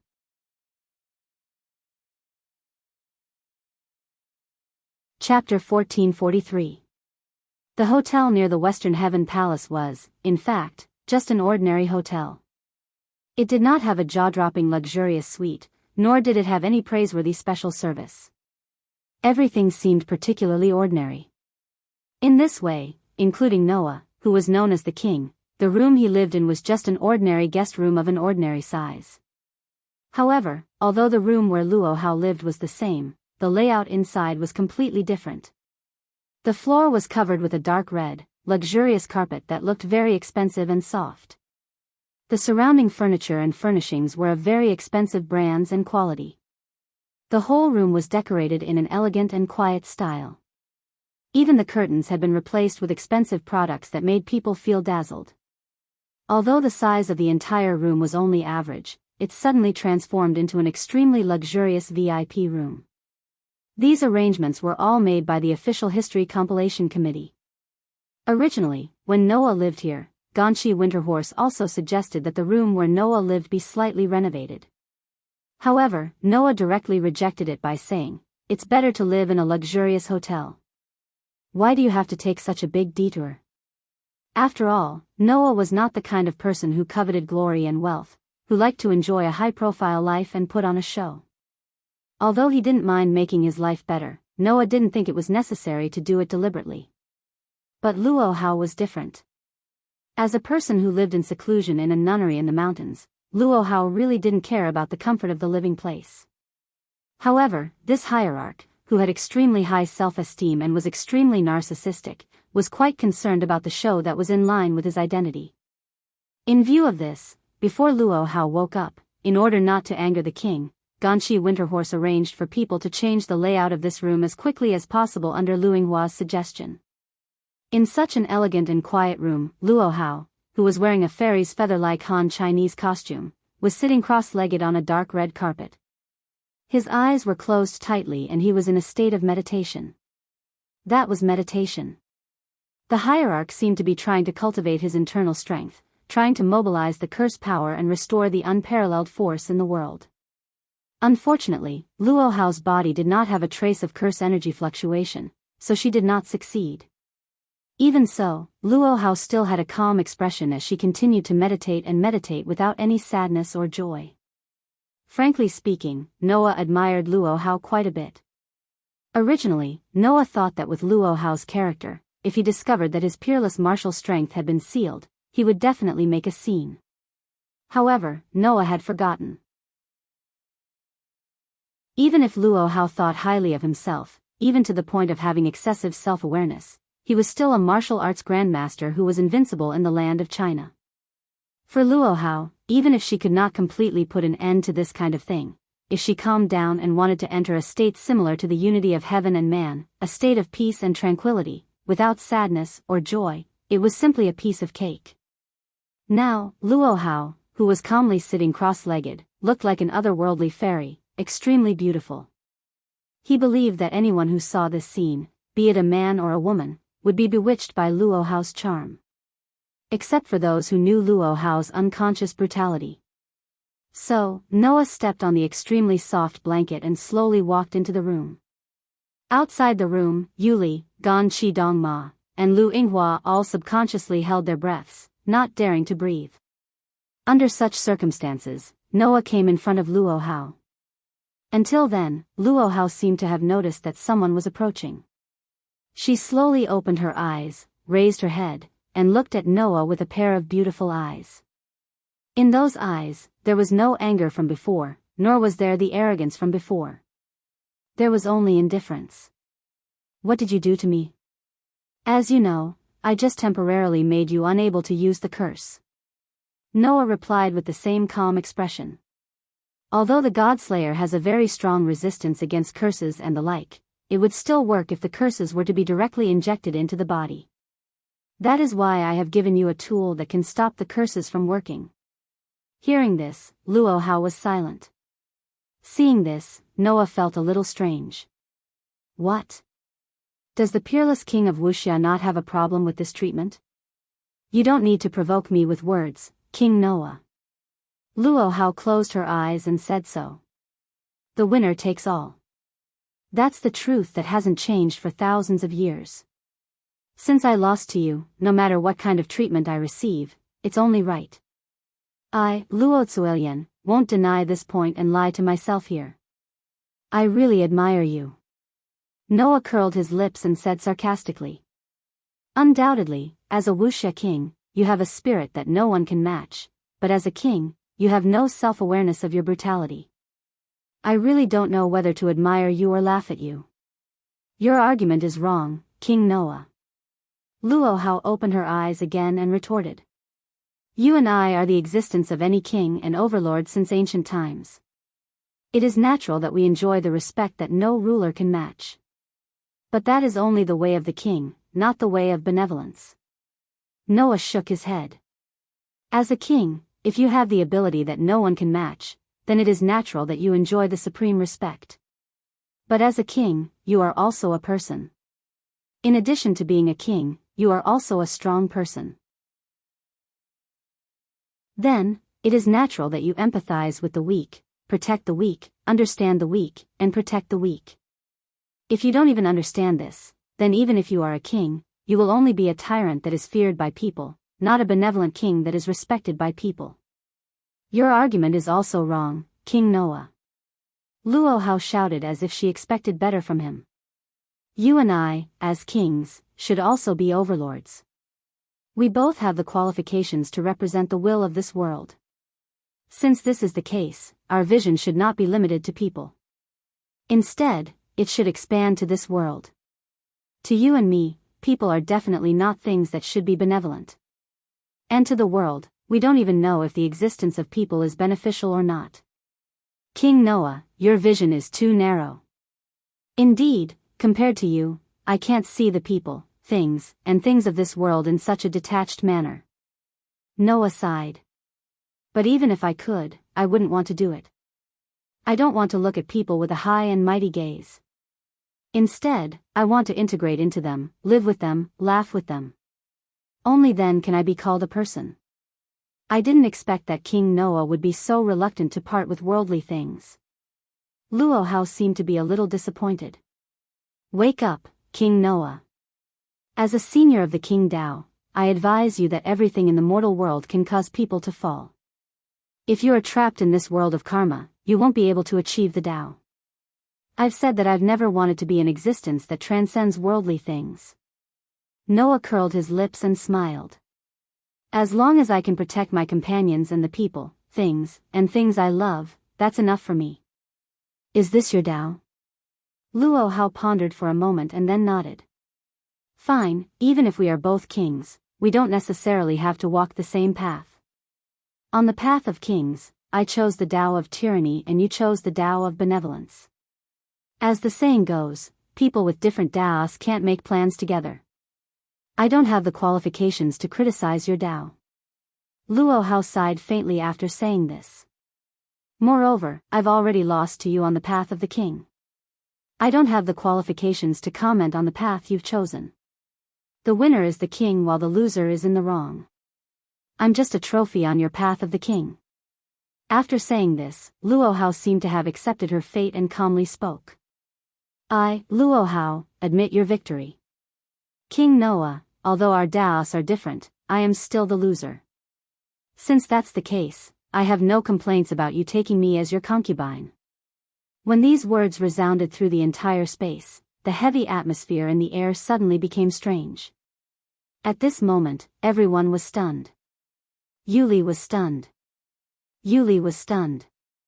Lu Yinhua was stunned. Even Noah's mouth was slightly agape. He was stunned.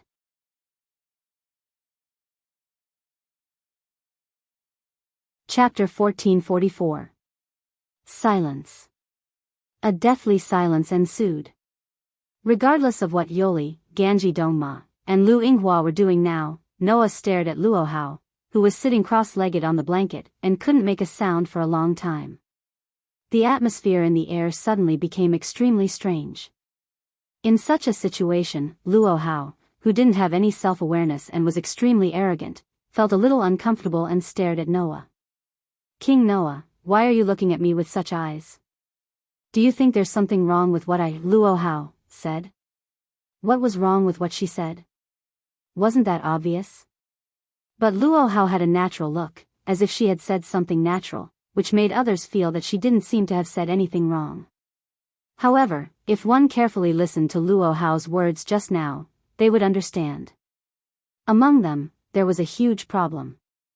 Seeing that Luo Hao still had no self-awareness, Noah rubbed his temples. Well, it seems that if I don't say it directly, you won't understand. After speaking, Noah looked straight at Luo Hao and spoke bluntly.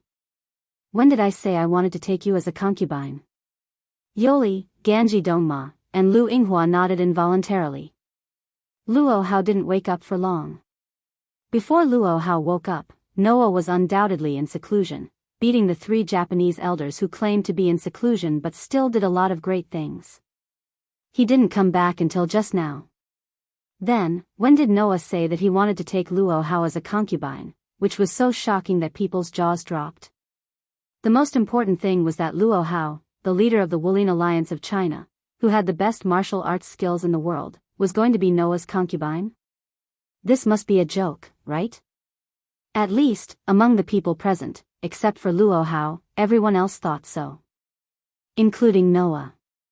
But Luo Hao frowned. No one knew what she thought of, and she glared at Noah. King Noah, you know what's good for you. The sudden rebuke stunned Noah. I, Luo Hao, am the supreme of China's martial arts world. Although I've been defeated by you, I'm still an indomitable king. Now, I'm willing to be your concubine and not your first wife. This is the biggest concession I can make. Luo Hao shouted. Don't tell me you're not even going to give me a proper status? Don't you realize that there's a very important question in your words? Noah couldn't help but raise his voice a little. Let's not talk about being a concubine or having a proper status. First of all, when did I say that I wanted you to be my woman? These words caused Luo Hao to be stunned at first. Then, she seemed to have understood something and looked at Noah with disdain. King Noah, do you think I'm a brute who only knows how to use force? Do you think I don't understand why you're keeping me, Luo Hao? Oh. Noah was angered by Luo Hao's disdainful gaze and asked. Then why don't you tell me why I'm keeping you? Since ancient times, as kings, victory and defeat on the battlefield are decided fairly. The defeated side can only be dealt with by the victorious side, Luo Hao said to Noah. You've captured me, but you don't intend to behead me in public to show your might as a king. That must be because you want to follow the example of the victorious country in ancient times and marry a member of the royal family of the defeated country as a concubine to show your high status, right? It was as Luo Hao said. In ancient times in China, when 2 countries were at war, there were generally 2 ways for the victorious country to deal with the defeated country. One was to directly behead the emperor and take in the territory of the defeated country to expand the scope of the country. The other was to take in the defeated country as a subordinate country. The emperor of the victorious country would marry the unmarried princess with the highest status in the royal family of the subordinate country as a concubine to show his status. Now, Luo Hao directly applied this old concept to the current situation. The difference between the two was so big that there was no end to it. Although Noah and Luo Hao were both known as kings, Noah was not an emperor and did not have a territory. He was just an individual.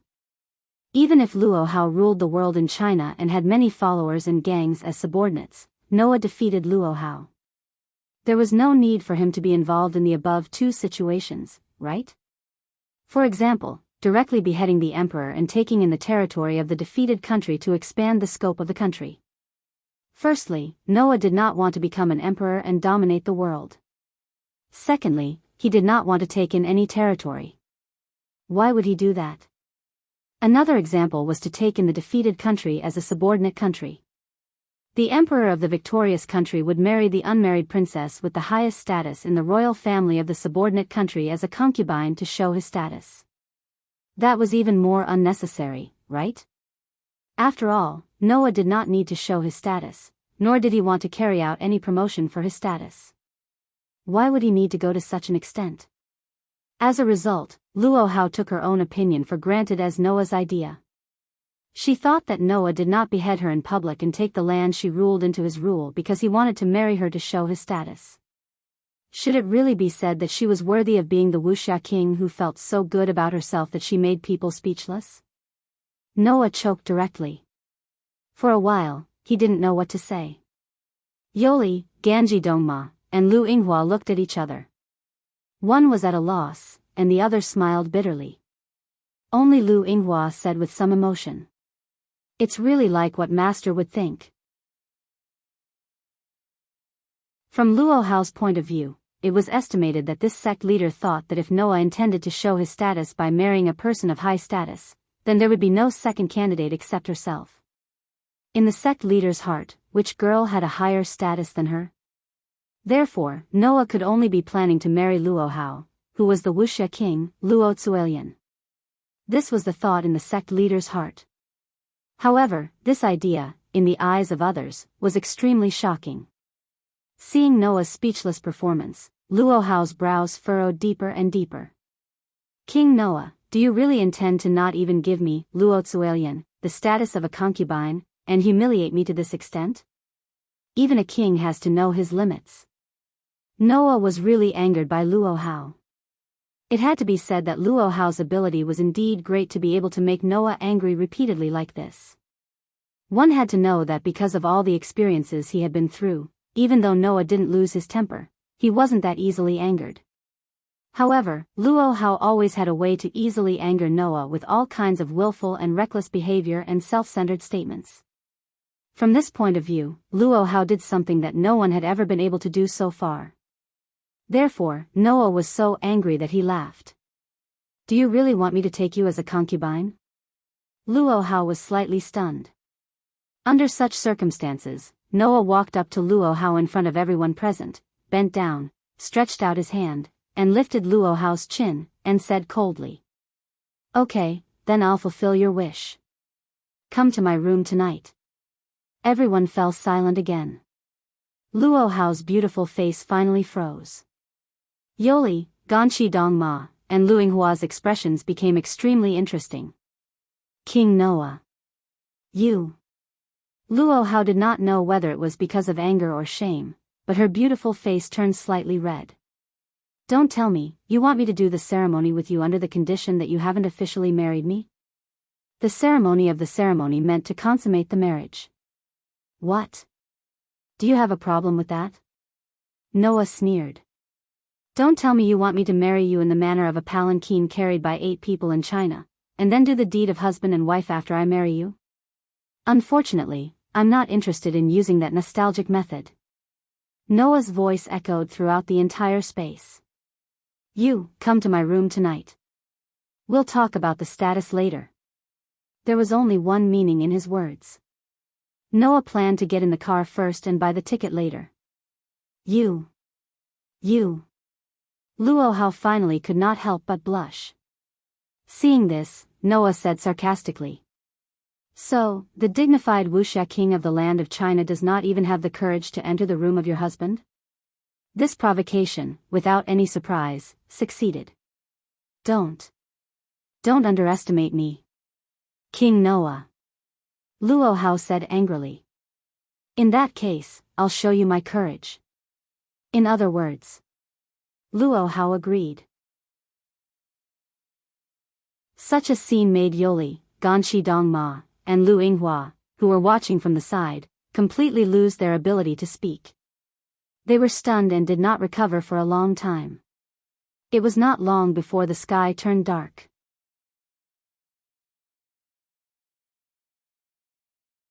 Chapter 1445. Night gradually fell.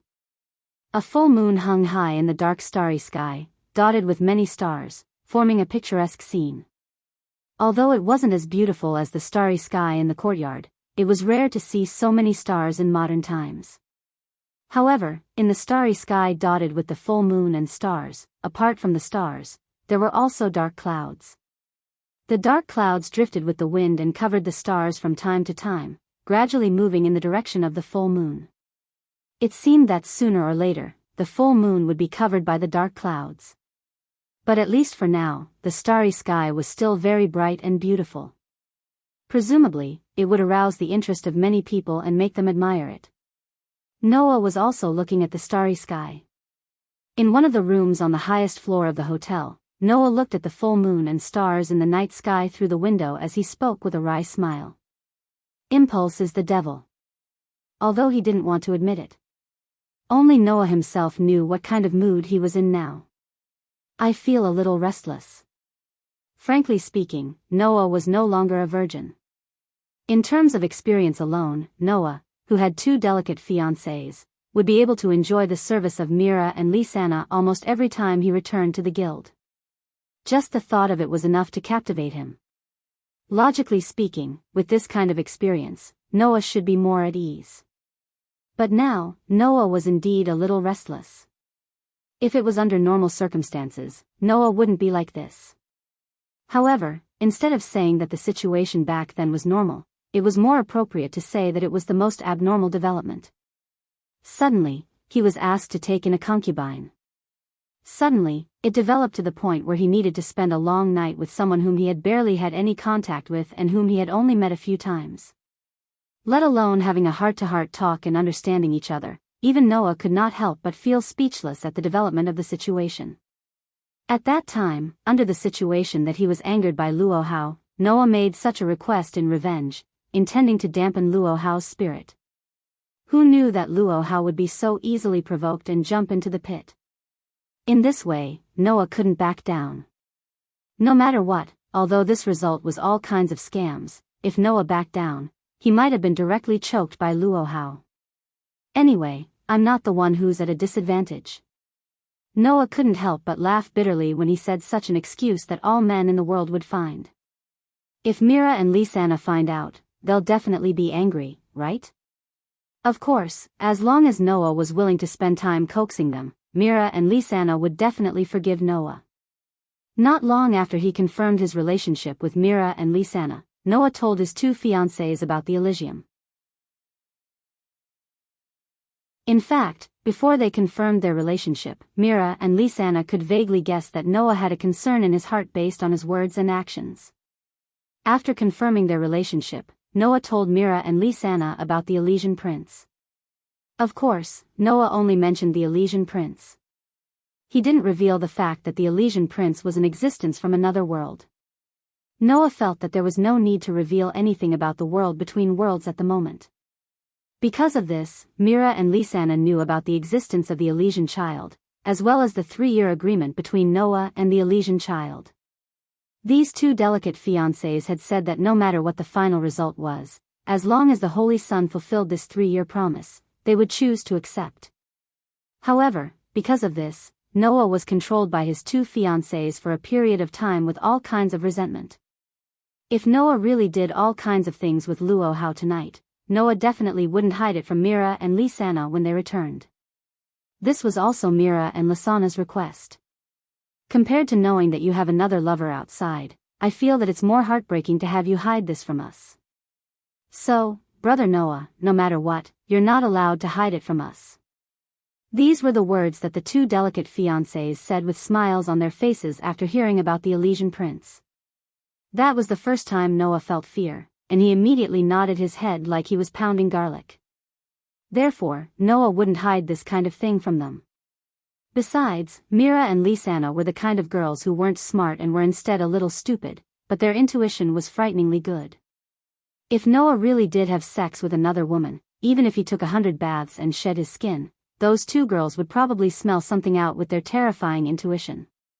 In Lasana's words, it would be, "Don't underestimate the person who sleeps next to you.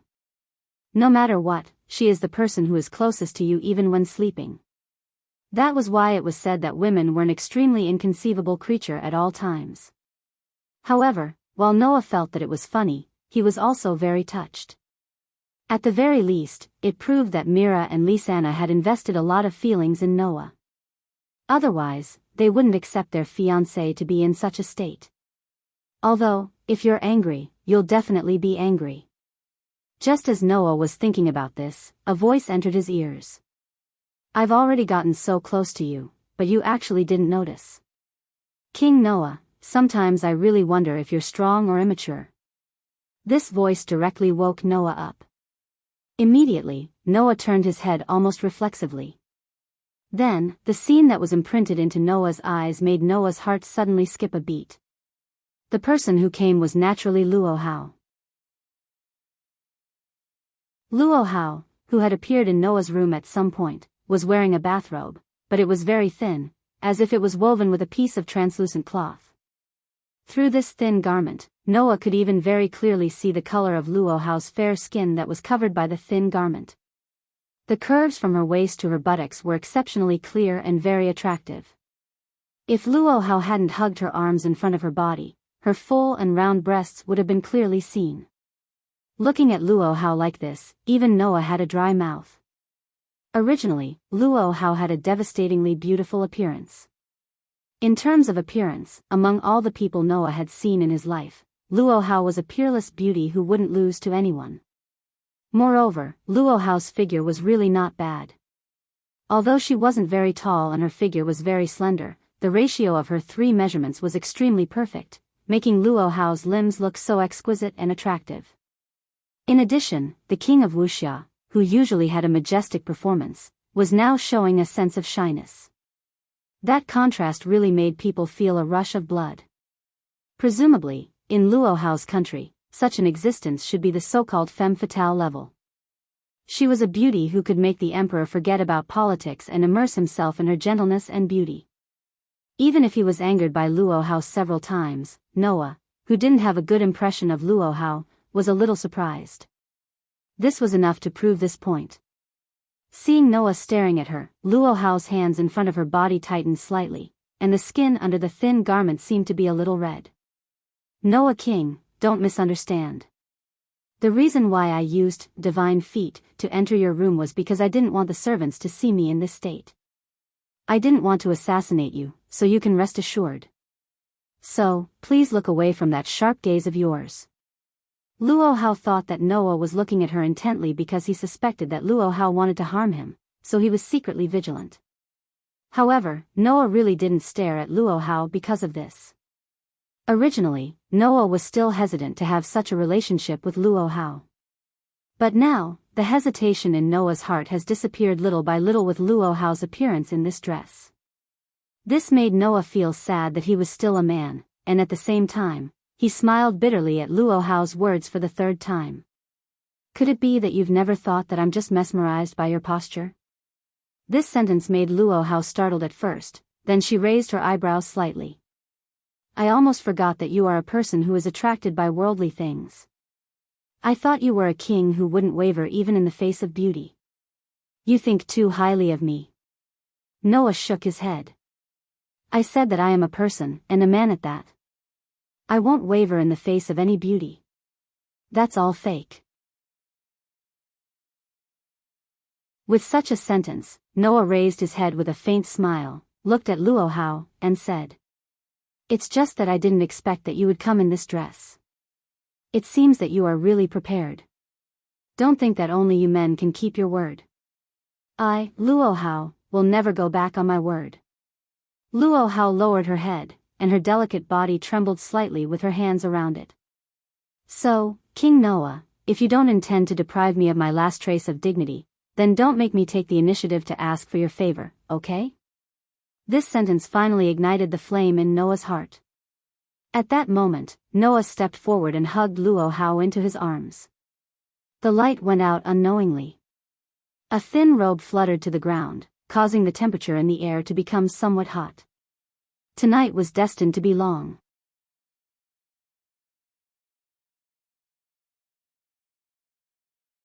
Chapter 1446. The next day. After waking up from his sleep, Noah's hazy consciousness began to wake up. Because an indescribable fragrance rushed into the tip of Noah's nose along with the sound of breathing, causing Noah's consciousness to wake up in an instant. Immediately afterward, Noah felt an extremely soft and elastic delicate body snuggling tightly against him. This feeling made Noah's gradually sobering head suddenly surge into the extremely wonderful memory of last night. It was indeed quite wonderful. Let the peerless, self-respecting Chinese Woollene Alliance master gasp for breath under his body. The taste was simply indescribable. Recalling the wonderful taste of last night, Noah's expression became somewhat comfortable. He lowered his head and looked at his arms. In Noah's arms, Luo Hao, who was naked and covered with only a sheet, was lying there, her red lips unconsciously moaning. Her cheeks were that seductive crimson. Her skin was also a little flushed. Luo Hao's long hair that was as black as the night was like a waterfall that hung down along her slender and beautiful waist. It was wet from the sweat that covered Luo Hao's curvaceous back, making her look exceptionally lovable. Looking at Luo Hao, who was sleeping very peacefully like a little girl, Noah stroked her smooth and slender back and couldn't help but sigh. Undoubtedly, it's so cute. Noah admitted that he did admire Luo Hao's spirit and magnanimity in wuxia. However, this wuxia king did have some shortcomings in terms of personality. His self-awareness was too high, and he was extremely lacking in self-awareness.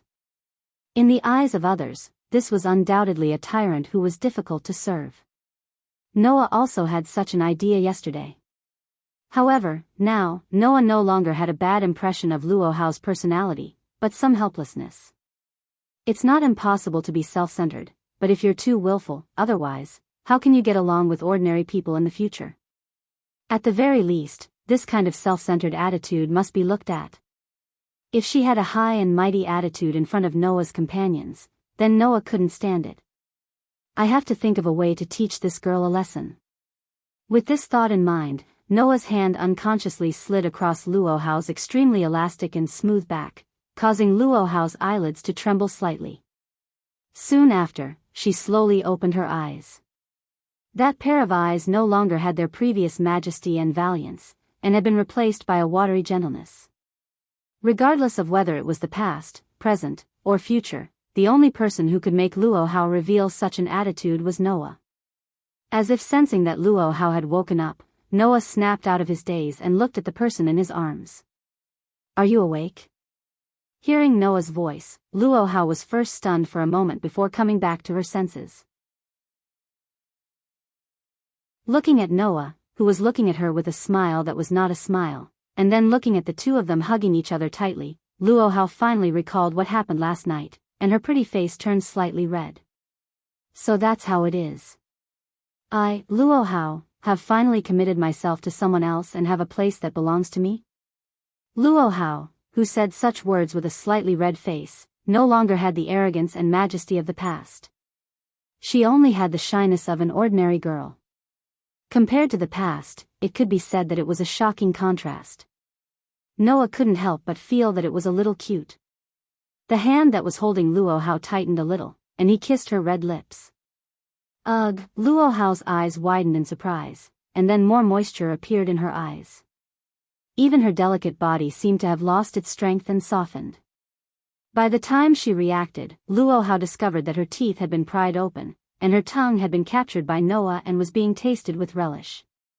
This made Luo Hao's body even more powerless. However, Luo Hao still resisted the weakness of her body. With a red face, she tried her best to push Noah away. After panting a few times, she glared at Noah. Seeing this, Noah was a little curious. Now that things have come to this, what are you still dissatisfied with? You. Are you doubting my tolerance again? Luo Hao said somewhat angrily. I've already said it many times. Since Luo Zuelian has promised to become your concubine, then I won't have any complaints. If you doubt me again, then it's really too rude. Is that so? Noah said as he hugged Luo Hao tightly. If that's the case, then why are you still rejecting my love for you? It's an honor as a wife to be able to receive love from my husband. Luo Hao's pretty face was slightly red, but she looked at Noah very seriously. However, my husband, you're still an unparalleled ruler. You can't immerse yourself in the land of gentleness. Since you and I are already husband and wife, then we should treat each other with respect. You can't become a stumbling block on your king's path because of me. Please remember this. Hearing this, Noah was a little helpless. It really sounds like something Luo Hao would say. Although this king of Wuxia had a side that was arbitrary and had no self-awareness, no matter what, she was still a Wuxia grandmaster and a traditional woman who had been standing in the land of China for a full 200 years. Even if there were some problems with the concept of being a king, it was not like she did not have the self-awareness of being a woman. Now Luo Hao is like a woman who will silently give and support behind a man. With Luo Hao's view of the identity of a king, it seems natural that she would say such words. Undoubtedly, she has a strong sense of being a Wuxia king and a woman, but why doesn't she have the slightest understanding of being a tyrant? Noah felt incredulous while hugging Luo Hao tightly and said so. Listen to me carefully. If a man will let the woman who loves him become a stumbling block, then this man has already failed. Only if he can handle this kind of thing well can he stand out. Do you think I'm the kind of useless person who will be reluctant to leave the land of gentleness and ignore the court? But you have an excessive obsession with worldly things. Luo Hao shook her head. I'm worried that you will sink deeper and deeper because of this and eventually can't extricate yourself. Isn't there a saying in your country that you can only make a name for yourself after going through a disaster? Noah retorted. If I stay out of it from the beginning, it's just an escape. For me, no matter what it is, I have to experience it. Only then can I see myself, others, and even everything clearly. Well, my husband also has his own ideas. Luo Hao said helplessly. In that case, as a married woman, I shouldn't be an obstacle to you. Don't keep saying that you're an obstacle. Noah curled his lips. In words you can understand, I think, whether it's a person or a king, as long as you can do it with a clear conscience to the world, with a clear conscience to your parents, and with a clear conscience to the world, then you are qualified no matter what. A clear conscience. A clear conscience to his parents. Even more so, a clear conscience to the world. Luo Hao suddenly muttered, and then, she cast a praising gaze towards Noah. It seems that I was confused. Since I thought that my husband would fall because of worldly matters, since my husband has such self-awareness, then I am relieved. After he finished speaking, Luo Hao got up from Noah's embrace, and before Noah could react, he broke free from the blanket and got off the bed. Just like that, the peerless beauty, who was capable of causing the downfall of a nation, exposed herself to Noah's line of sight. Immediately after, her gentle and beautiful body suddenly turned around. As Luo Hao spun around in a circle, a set of feather-like Han clothes suddenly appeared on her body, covering her incomparably alluring body, causing the hem of her skirt to flutter lightly. That scene was simply like that of a fairy. Since Luo Zuelian has already become a married woman, then she should no longer appear in public in front of the world. Luo Hao's eyes seemed to linger on Noah's body as they flashed with extraordinary splendor. My husband, Luo Zuelian, is going back to Mount Lu. Although I am only your concubine, I hope you don't forget that in this life, you are the only one who can make Luo Zuelian willingly submit herself to you. Farewell. With that, Luo Hao waved her long sleeves, and beautiful petals flashed around her, covering her entire body as she disappeared from the spot. Until she left, Luo Hao was worthy of her status as a king, and she left without the slightest bit of reluctance. Looking at the direction Luo Hao disappeared in, Noah couldn't help but say this with some resentment. Undoubtedly, I want to do it again.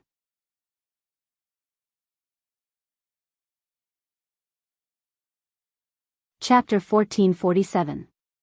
In any case, although Luo Hao was extremely lacking in self-awareness, she did not hesitate in the slightest. Undoubtedly, she had spent the night with Noah, but when she left, she did not have a trace of nostalgia. She did not give the feeling of being heartless, but left very valiantly. Since even the girl was not so hesitant, Noah, as a man, if he still showed a hesitant look, it would be really inappropriate. So, although it was a little regretful, Noah still got rid of the association in his heart, got up, dressed neatly, and walked in the direction of the door. The great sage, Heaven's equal, had been dealt with. However, that did not mean that everything had been solved. Because of the appearance of the great sage, Heaven's equal, Guinevere came to the island. With the keen sense of the god ancestor as the demon queen, perhaps the other party had already noticed that the last king was in this country. That was hard to say. Under such circumstances, Guinevere would cause some commotion sooner or later. Noah had a grudge with Guinevere. In addition, when he planned to stay in this country, Noah had already made a promise to the official history compilation committee that he would help solve the problems that ordinary humans could not solve. For public or private reasons, Noah had to temporarily entangle with Guinevere. Moreover, Guinevere was definitely not the only one who came to this country. Noah believed that the Black Prince who had been watching Guinevere must have also come to this country. With Yarek's personality, Noah felt that the guy must be hiding in the dark, waiting for an opportunity to attack at any time. As for the target of the attack, it was either Noah who held the Holy Grail, or Guinevere who had a grudge with him. Therefore, at first glance, it seemed that everything had been solved, but it was just the calm before the storm. The appearance of the great sage, Heaven's equal, was just a prelude. The real turmoil was about to begin. For this reason, Noah also needed to make some preparations. There was only a short day left before the end of the adaptation time. In order to cope with the growing turmoil, Noah believed that the power of authority was absolutely necessary. If he couldn't use his authority, then even Noah would be in danger in the upcoming chaos. Therefore, Noah had to make some preparations on the last day before the end of the authority's adaptation period. First of all, let the official history committee investigate the whereabouts of Guinevere and Yarek. With this thought in mind, Noah walked to the front of the door and extended his hand. Just as he was about to open the door, a conversation suddenly sounded from outside the door. "All right, Yoli, let's hurry inside." Now. Of course it's now. Don't you usually bring breakfast to His Majesty at this time and eat with His Majesty? But Mr. Noah and Lord Hierarch might still be resting, that's true. If we barge in like this, we might see some things that children shouldn't see, something that a child shouldn't see. It's that, the scene where His Majesty and the sect leader make love. Don't be so blunt. You're too shameless. Listening to the shy and flustered conversation between the two, Noah couldn't help but blush. It couldn't be helped. Yesterday, when Noah angrily asked Luo how to come over at night to serve him, Yoli, Ganji Dongma, and Lu Yinghua were also present. In other words, the fact that Noah and Luo Hao had a night of intercourse was no secret. At that time, Noah didn't think much about it. Under Luo Hao's provocation, he said those words regardless of the fact that there was a third party present. Now, thinking about it carefully, in front of so many people, asking Luo Hao to come over at night to serve him was simply teaching a child a bad lesson. With Yoli's innocence, she was probably in a mess now, right? And listening to Huey's shy voice, it seemed that even this girl who grew up in nature was not very comfortable with love between men and women. Noah could now imagine what kind of impression he had left in the hearts of the two pure girls. When he thought of the two girls who were a few years younger than him outside the door, hesitating whether to come in or not, in case they saw something they shouldn't see, Noah felt awkward. Fortunately, Luo Hao had already left. Otherwise, just now, if Noah was really in the mood and dragged Luo Hao for a while in broad daylight, and then attracted Yoli and Hui Na's eavesdropping, it would make people want to die. At that moment, Noah suppressed the awkwardness in his heart, pretended to be calm, and directly opened the door. Ah! The next moment, two exclamations sounded at the same time. Noah, Yoli, and Hui Na's gazes instantly met. The atmosphere suddenly became extremely awkward. Yoli and Huey's pretty faces turned red in the blink of an eye. No no, no no, no no. Mr. Noah? Yoli's face was red as she shouted in a panic. You. Are you already up? Yes, I'm up. Noah laughed dryly. Speaking of which, when will I get up, don't you already know? But. Hui Na's face was also red as she smiled shyly. Today, the king is not the only one in the king's room. Hui Na's words made Yoli lower her head with a red face. Then, she immediately raised her head and glared at Noah. You really don't have the self-awareness of a king. How dare you act so recklessly and completely disregard the impact of your words and actions on the people around you? You really have no sense of shame. What do you mean by no sense of shame? Noah retorted. Isn't it normal for a man and a woman to make love? Please don't be so straightforward. Yoli said shyly. Even if you want to do that kind of thing, please look at the situation. Is there a problem with the situation? Noah was amused and couldn't help but tease. Isn't this a hotel? Hui Na said in surprise. So this is a hotel for that kind of purpose? Of course not. Yoli vetoed loudly. His gaze on Noah became fiercer and fiercer. Anyway, you are really too impure. You better reflect on yourself. This sentence was immediately met with a sarcastic voice. You actually want the Demon King, the God Slayer, to reflect on himself. You should at least know what's good for you. Or do you really dare to question the Demon King's decision? Following this sentence, Lu Yinghua's figure slowly walked over from the other end of the corridor. Once he appeared, Lu Yinghua looked at Noah with an extremely respectful gaze. He clasped his fist and knelt down on one knee. With an unprecedentedly grand etiquette, he bowed deeply to Noah. Grandmaster, please accept a bow from your disciple, Lu Yinghua. Grandmaster? Noah was stunned. In response, Lu Yinghua maintained his kneeling posture and said matter-of-factly. Since my master is Sir's concubine, then Sir is naturally my grandmaster.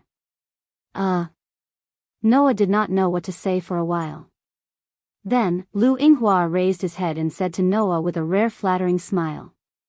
Just now, my master used the secret method of transmitting sound to me from 1,000 miles away. She told me that I must announce to the world that the leader of the martial arts world in the land of China has a good relationship with my grandmaster. I must let the world know that my grandmaster is the real king who can subdue the Wuxia king who is the best in martial arts in the world. I must strengthen my grandmaster's reputation. Announce to the world? Noah was really shocked. Luo Hao actually gave such an order? Yes, now, your disciple is also preparing to follow my master's footsteps. When the time comes, I will naturally announce to the world the grandmaster's power. Lu Yinghua nodded respectfully. Then, your disciple will take his leave. After saying this, Lu Yinghua was like a supporting actor leaving the stage. In order not to hinder Noah, the protagonist, in a flash, he disappeared. He left very quickly. Wait. Noah did not have time to stop him at all. Lu Yinghua had already left. Noah could already foresee it. How shocked and surprised would the so-called world be when they learned of this news? Why did this kind of thing have to be announced to the world? Noah could only look in the direction where Lu Yinghua disappeared with the corner of his mouth twitching. Then, he looked at Yoli and Huina who were looking at him with shame and admiration. He was speechless for a long time.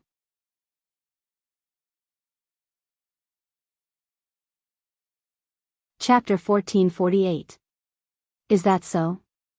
Noah scratched his cheek. At this moment, an elegant voice sounded softly and slowly. Noah was stunned for a moment, and then he exclaimed in surprise. As this voice sounded, a noble woman slowly appeared outside the door. An eerie silence filled the air. Moreover, Yoli also used a spell to help Hui Na recover, so one day is enough. Compared to the sudden destruction and disaster brought by a sudden impulse, this kind of God's unfolding was just a small matter for those who were afraid of the Demon King, right? Don't worry, Yoli. This time, Huina was asked by grandfather to be the king's follower. Based on this, grandfather should be willing to lend his power to Huina. She was a very beautiful Caucasian woman with long blonde hair that reached her waist. She was wearing elegant clothes and exuded an elegant temperament. If Huina wants to use the secret technique of inviting God to descend, she must often go to the mountains to cultivate, right? Such a sentence made Yoli and Huina look at each other, and then they smiled bitterly. There was no other way. Who would have expected such an unfolding? Thinking of this, Noah felt like he was sitting on pins and needles. He had to find a topic to divert her attention. Moreover, before going down the mountain, the people from the committee said that Huina may need to work for a long time. Therefore, Huina used the Qingxiu courtyard's spiritual spring to cleanse her body in advance so that her body is full of spiritual energy for a long time. Huina looked carefree. The burden of borrowing God's power should not be small. Will it take only one day to fully recover? It's not enough to just rest, but Huina used a spell to help her recover, Huina said. In the battle with Lu Yinghua, Huina used the secret technique of inviting God to descend to borrow God's power, so it put a great burden on her body. If Noah was just an ordinary person, Yoli and Huina would have looked at Noah with strange eyes. Now, a day had passed, and he didn't know how Huina's condition was recovering. All right, it's my fault. It's indeed meaningless to compare humans with gods. Huina is already quite amazing among humans. I know that. To humans, that's already quite an impressive achievement. To us, Huina is also quite an impressive person. Please don't compare Huina to the demon kings who can fight against the gods. And that was the beginning of this atmosphere. Looking at Noah's repentant look, Yoli and Huina couldn't help but smile as if they were amused. If I continue to be silent like this, I'm sure I'll be the one who can't stand it first, right? Seeing this woman, Yoli and Huina were stunned. By the way, Huina, is there anything wrong with your body? Noah was suddenly speechless. He could only raise his hand in surrender. Unfortunately, Noah was a god slayer, a demon king who was not surprising in the eyes of others no matter what he did. However, even if her body recovers, can Huina still continue to use the secret technique of invite God to descend? Yoli's attention was also successfully diverted. She finally stopped blushing and looked at Huina rather worriedly. However, no matter what, for the whole night yesterday, a man and a woman were having an affair in this room. That was something that couldn't be denied. Anyway, Noah didn't think that it would develop like this until last night. Huina couldn't even stay in the human city for more than a month. It was very difficult. The reason why Huina grew up in the mountains from a young age was because of this. That's good. Yoli was relieved. Although Huina had only been in the human city for a few days, as Noah's follower, it was entirely possible that the head of the witches wouldn't be able to return to the mountains within a month. After a month, the beautiful girl who was known as the best lady in Europe and was respectfully called the princess finally appeared in front of Noah again. At that moment, Noah looked at Huina and asked in a casual manner, avoiding the topic. No. Seeing the two witches blushing and not daring to look at the surrounding scene, worried that they would see something bad while silently eating, Noah also sighed in his heart. For the king, the power that Huina borrowed is naturally nothing. Huina said in a rare tone of annoyance. Understanding Yoli's concern, Huina explained in a cheerful tone. I haven't seen you for a month. I thought you were hiding somewhere. It turns out that you are here. You even killed the disobedient great sage equaling heaven. You are indeed the demon king who can even take down 3 of his kind in one fell swoop. After all, the divine power that Huina can borrow is only a few 10,000ths of this level of power. Alice? Noah curled his lips a little. It's inappropriate to compare humans with the god-slaying demon king from any aspect, even if he's one of the best among humans. From this point of view, Lord Noah has recently stirred up an incident that isn't inferior to the god-slaying demon king's name. That is to say, even if he stayed in the human city for more than a month, Susanoo would not lend his power to Hui Na just because her body and mind were stained with filth. It should be said that the inexplicable one was actually Luo Hao. Physical condition? Hui Na was slightly startled, and then her attention was successfully diverted by Noah. She answered with an innocent smile. The reason for this atmosphere was naturally Noah. However, for Noah, this atmosphere was a bit unbearable. As a result, as soon as she came back yesterday, Hui Na went back to her room to rest. However, this level of power has already made Hui Na the leader of the witches in this country, and even comparable to the mythological beast. Yoli looked at Noah with a reproachful look. It's no problem, Your Highness, Hui Na did not suffer any injuries. It's just that she was too tired because of using God's descent. She had a good rest yesterday, and now she is completely recovered. It's so troublesome to use the power of that pretentious god. It's really hard on Hui Na. To borrow the power of God with the body of a mortal, the conditions required were not only talent, but also to keep the body and mind clean, otherwise, they would not be able to exert their power. For this reason, Hui Na went deep into the mountains since she was a child to keep her body and mind pure and clean, so that her internal organs could breathe the air of the deep mountains and valleys, so that her spirit could reach the realm of six senses and not let her body be stained with the filth and dirt of the secular world. Who made the relationship between Noah and Luo Hao so inexplicable?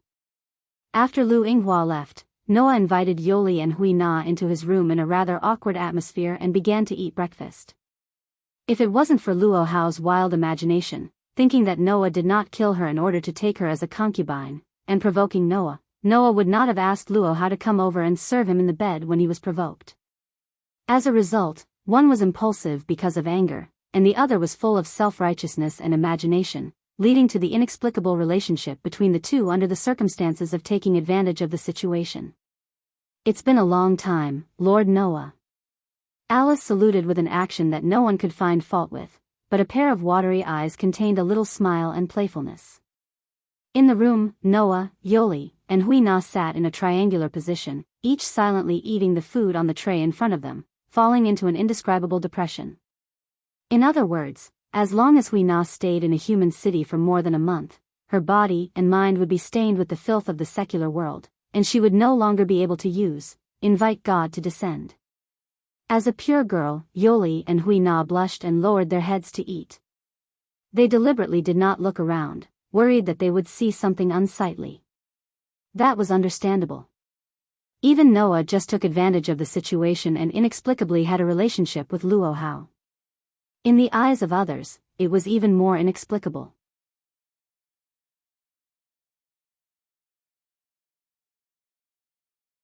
Chapter 1449. In the room, Yoli took a teapot and poured steaming tea into the teacups in front of Noah and Alice, who were sitting opposite each other. Then she obediently stepped aside and stood behind Noah with Hui Na. Alice, who was sitting opposite Noah, looked at Yoli and Hui Na with curious eyes and spoke to Noah. Are these two the witches Yuan of the Japanese spell world? Are they your new entourage? When Alice mentioned them, Yoli couldn't help but be a little nervous. Even Hui Na's expression was a little subtle. Alice Louise Ove Naphal. This noble lady, who was known as the best lady in Europe and had the title of princess, was not just famous. Not only did she become the speaker of the Sage Parliament, that specialized in studying the Godslayer when she was only 16 years old, but she also once joined hands with the paladin Paul Brantley of the Copper Black Cross to fight against the Black Prince Yerek, who was a Godslayer and had repeatedly repelled the Demon King in fields other than force. Coupled with the beautiful appearance and elegant temperament that seemed to have come out of the Middle Ages, if there was a ranking in the world that integrated the advantages of women in all aspects, then this girl would definitely be the first on this ranking. Therefore, in terms of fame alone, Alice was not under the Demon King who killed the god. Her beauty and wisdom were things that people in the magic and curse world all over the world knew. Being noticed by such a big shot, Yoli, a simple girl, was inevitably a little nervous, and Hui Na's performance was a little strange. Only Noah knew that the fame was actually just an evaluation of Alice when she put on the mask of a good girl. Although this girl looked beautiful and had a transcendent temperament, her essence was that she was a naughty girl who liked to join in the fun and wanted to see the world in chaos. Therefore, for Noah, although Alice's beauty and elegance were not without, she was more playful and cute. In any case, in terms of female charm alone, Alice was indeed the best in the world. Therefore, Noah's attitude was quite casual. Based on the time I've been in this country, until I leave, they should be considered as my followers, right? In fact, only Huina was Noah's follower. As for Yoli, it was only because he had a good relationship with Noah that he was asked by the official history compilation committee to continue following Noah.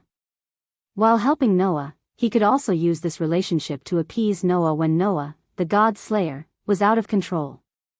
From this point of view, Yoli could be considered Noah's follower. Of course, Yoli's spirit vision was indeed quite outstanding. Keeping this girl by his side would sometimes be very helpful. In view of this, Noah did not object. Understanding this, Alice pursed her lips and smiled. Her every move was indeed elegant and graceful. First, it was Erica and Miss Liliana, and now there are two beautiful witches. It seems that Sir Noah has quite the potential to attract beautiful women. This is different from other god slayers who lack interest in women. Alice's words made Yoli and Huina involuntarily think of Luo Hao's matter again. Their pretty faces blushed slightly again, and they lowered their heads shyly. Noah, on the other hand, took a deep look at Alice and said with a faint smile. Maybe. After all, even the best women in Europe are attracted by me. I can indeed be proud of this. Saying such a sentence, Noah glanced at Alice's lips without a trace. Alice, who noticed Noah's gaze, suddenly reacted. Her pretty face was also red, and she said in a panic. At that time, Sir Noah, you were just messing around. It was not my intention. At that time? Noah made a teasing sound. At what time? At that time. Alice rolled her eyes at Noah awkwardly.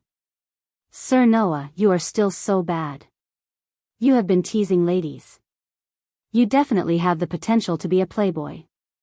In the past, in Alice's home, after Noah helped Alice recover her health with the protection of the priest, before he left, he had also mischievously kissed Alice's lips, teasing the most outstanding princess in Europe.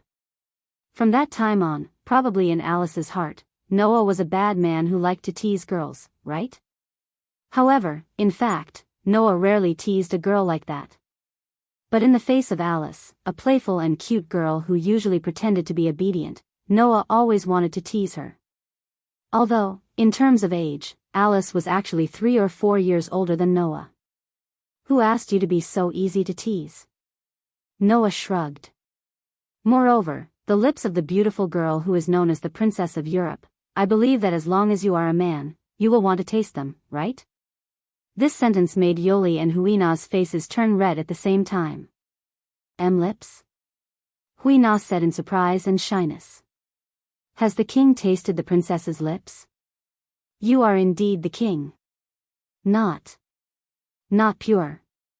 Yoli also blushed and whispered softly. It's really too impure. Even Yoli and Huina blushed, and Alice, as the party concerned, was even more flustered. Please don't say this kind of thing in such a place. That is not the behavior of a gentleman. Alice glared at Noah and said loudly. Moreover, I am not here to be intimate with Sir Noah, but to talk about business. Is that so? Noah raised his eyebrows and ridiculed.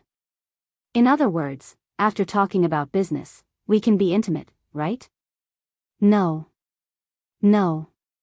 Alice fell into a state of confusion, which was rare for her. I didn't mean that. Seeing that Alice began to feel ashamed and angry, Noah, who felt that it was enough, smiled, reached out, and picked up the teacup on the table. After taking a sip of the hot tea, he went to the main topic. You are here to inquire about the god ancestor, Genivia, right? Seeing that Noah went to the main topic, Alice could not help but breathe a sigh of relief. She looked at Noah with some resentment and said so. I came here because there is reliable information that Lord Guinevere came to this country. Moreover, when Sir Noah killed the great sage, heaven's equal, she met with Sir Noah, right? If a conflict can be regarded as a meeting, then that is it. Noah continued to drink the hot tea and answered indifferently. However, in the end, it was right to let her escape. Even Sir Noah could not catch Lord Guinevere. Alice sighed. That's right. Even Alexander, who has the authority of seraphic speed, could not catch Lord Guinevere for so many years. It is not that easy to catch the god ancestor. Noah also nodded. Noah had confronted the god ancestor directly twice. The first time was when Perseus was killed by Noah. At that time, because the Holy Grail was taken away by Noah by some unknown means, Guinevere was already a little afraid of Noah. However, at that time, Guinevere actually had a trump card that made him not afraid of Noah. First, it was Lancelot. Although Lancelot was only the shadow of God, Noah had just become a god-slayer at that time. If he were to face Lancelot, he wouldn't be able to severely injure Lancelot as soon as they met. He would definitely be entangled with Lancelot. In this way, Guinevere could find a chance to escape. Secondly, Guinevere's arrowhead disc stored Perseus's steel. He could summon it and join forces with Lancelot to deal with Noah. If that was the case, Noah at that time was not without a way to win. After all, Noah had the knowledge of Lancelot and Perseus. He could use the warrior's sword of spiritual speech to take down the two gods of steel at the same time. The problem was that at that time, Noah undoubtedly had the knowledge of Lancelot, the Knight of the Lake, but there was no way to use the warrior's sword of spiritual speech. Because of this, Noah was vigilant and thought that things were not that simple, so he let Guinevere go. This time, Guinevere's arrowhead disc contained the steel of Perseus and the great sage, heaven's equal. If he joined forces with Lancelot to deal with Noah, Noah was not 100% confident that he could stop Guinevere without using his power. It could be seen that even though Guinevere was only a god ancestor, his trump cards were quite frightening. It was not easy to deal with him. Thinking of this, Noah could not help but ask. Hey, Alice, is Lancelot really the Knight of the Lake? Noah's question startled Alice at first, then she spoke in surprise. Lord Noah, have you noticed Lancelot's real body? Real body? Noah narrowed his eyes. In other words, this Lancelot is really not the Knight of the Lake under King Arthur in the Celtic mythology of Great Britain? Alice hesitated for a moment, then nodded. Now, there is nothing to hide. Yes, the Lancelot by Lord Guinevere's side is indeed not the famous Knight of the Lake, but an even more ancient existence. Saying this, Alice solemnly said. Lord Noah, who do you think the last king is?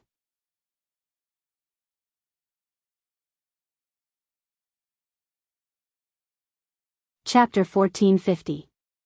Alice's question made Noah, who was about to bring the teacup to his mouth, pause slightly. Who was the so-called last king? In fact, this problem should have appeared much earlier. However, Noah already had a guess about the identity of the last king. No matter who it is, as long as they know about the existence of the last king, they will call him the last king to appear in the world, which is the god that will appear in the apocalypse. Noah drank the hot tea in the teacup in his hand, put the teacup on the table, and looked straight at Alice.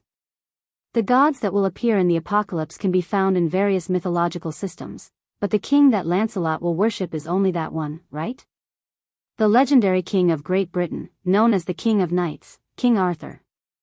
Alice said the name that was quite familiar to everyone. That king does meet all the conditions. In the book, The Death of King Arthur, which recorded the legend of King Arthur, there was a very famous tombstone inscription. Hic Jacek Arthur, Rex Quandam Rex Futurus King Arthur of the past and the future lies here. It meant that the legendary king would not stay in the past. The King of Knights would awaken in the future world and become a king again. This was not just a casual remark. In the legend of Great Britain in Celtic mythology, King Arthur was seriously injured in the last battle of his life. He was sent to Avalon, known as the Island of Fairies, and fell into a deep sleep to heal his injuries. In other words, in the myth, the King of Knights with the name of King Arthur did not die, but silently waited for the time to awaken. Therefore, many people who believed in King Arthur believed that one day, King Arthur would wake up in Avalon and descend upon this land again. Therefore, King Arthur was known as the king of the past and the future. In view of this, there were also people who advocated that when King Arthur returned to the world, it was likely to be the day of the apocalypse. At that time, as the king of legends, this king would save the world, save mankind, and restore peace to the world.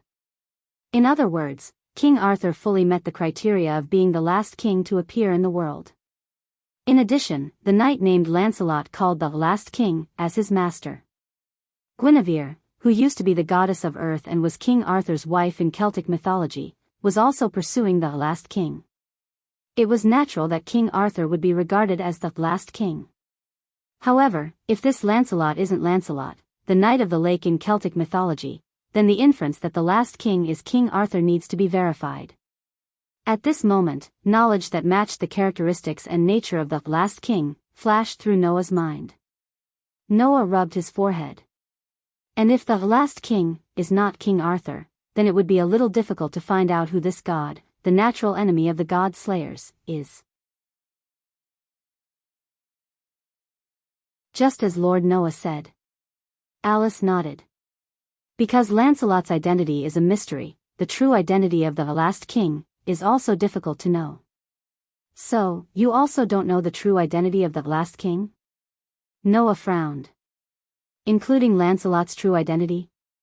Although it's very embarrassing, not only me, but also many famous witches, and even Alexander, who has been pursuing the Holy Grail and exploring the secrets of the last king, don't know the true identity of the two. Alice said. I'm afraid that Lord Noah doesn't know that whether it is King Arthur, the Knight of the Lake, or even the origin of the entire British legend, in fact, it was fabricated by Lord Guinevere. You. What did you say? Noah was shocked. You said fabricated? Fabricated myths? Yes. Alice seemed to want to emphasize the authenticity of her words and nodded heavily. We can be sure that the existence of King Arthur and even the myths related to him are all fabricated by Lord Guinevere. With that said, Alice began to explain. As everyone knew, the true form of the gods was actually the myth itself.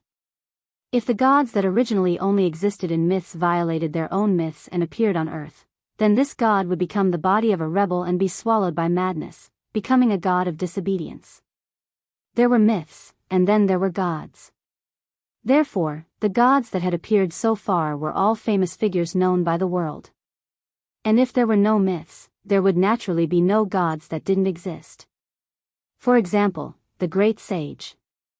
If there was no such super famous figure in Journey to the West, the world would not know of this figure's existence, then this god would definitely not appear out of thin air and descend on earth. Since ancient times, there have been thousands of myths born through the hands of human beings. Naturally, there is no lack of myths that suddenly disappeared or suddenly changed, Alice explained. And if the myths change, then the nature of the gods will also change. That is the law that the gods who are myths can never get rid of. Noah nodded in agreement. Take Athena for example. She was originally the queen of the divine realm who ruled the Mediterranean mythology. Later, the feminist society was denied, and the era of male sovereignty came. The myths were changed by men, and Athena, the queen of the divine realm, was degraded. At this point, the divinity of the Trinity queen of the divine realm was divided, and they became the wife of Zeus in Greek mythology, Metis, and her daughter Athena. The snake part became Medusa, and she was directly degraded to a banshee and was spurned by people. Fortunately, the myth of Athena as the queen of the Mediterranean had not completely disappeared. Therefore, Athena still had a chance to restore her identity as the queen of the Trinity and once again rule the divine realm. But if a myth is completely changed, then the identity of the god at the center of this myth will also be completely changed, Alice pondered for a moment and then said. For example, there is a military god who is worshipped as the strongest knight in the world, but he was not like this 1,000 years ago. If that god were to descend tomorrow, he would descend as the strongest knight in the present myth. But, if he were to descend more than 1,000 years ago, then this god will be the divinity of 1,000 years ago when the myth was still changed. Noah raised his head and looked at Alice. Is this the case for Lancelot? Yes, he is a god who appeared 1,000 years ago. The myths that were closely related to him during the past 1,000 years have been lost. They have been changed into the myth of Lancelot, the Knight of the Lake, which has been widely passed down. Alice met Noah's gaze. And the person who did this is Lord Guinevere. It was said that the current Guinevere was actually the reincarnation of the second generation. As the goddess of the earth, after Guinevere created the Holy Grail, at the cost of her immortal life, the first generation of godly ancestor Guinevere was born. After that, the first generation of Guinevere was killed on the journey to find the last king. After a few hundred years, she was reincarnated and became the current Guinevere. In order to let the last king descend, the first generation of Lord Guinevere chose a shortcut. Alice's eyes flickered. That is, to weave a legend similar to the last king into a myth and then spread it out. After the myth was formed, like Marquis Warban, he used a ritual to summon the last king, That myth is the legend of King Arthur? Noah said with some surprise and some emotion. That is to say, King Arthur's prototype is the last king? That's right. For this reason, the first generation of Lord Guinevere also added Guinevere and Lancelot, who served the last king, into the myth and became King Arthur's concubine and minister, Alice said with a sigh. It's a pity that before the myth could take shape and the summoning ritual could begin, the first Lord Guinevere died and was only reincarnated a few hundred years later. During these few hundred years, this myth had deviated from the norm and was rewoven and tampered with by many people. In the end, King Arthur was born and became an independent myth. He also became a brand new god, a similar but different existence with the last king as the prototype. Alice picked up the teacup and quenched her thirst after a long explanation. At the same time, the myth of Lancelot was also changed. He became the Knight of the Lake in the legend of Great Britain. His real body was buried in the long river of history. That was why Noah couldn't use the sword of words on Lancelot. Because this Lancelot was not the Knight of the Lake that Noah knew. Therefore, the so-called last king was also not King Arthur. Because King Arthur's original form was the real last king. The huge amount of information made Noah close his eyes slightly. After pondering for a while, he opened them again and said to Alice. Then, do you know that the god known as the last king is sleeping in this country? You. What did you say? Alice finally lost her voice. You're tuning into the Romantic Tales YouTube channel. Don't forget to subscribe and join us on this journey to catch the most captivating stories.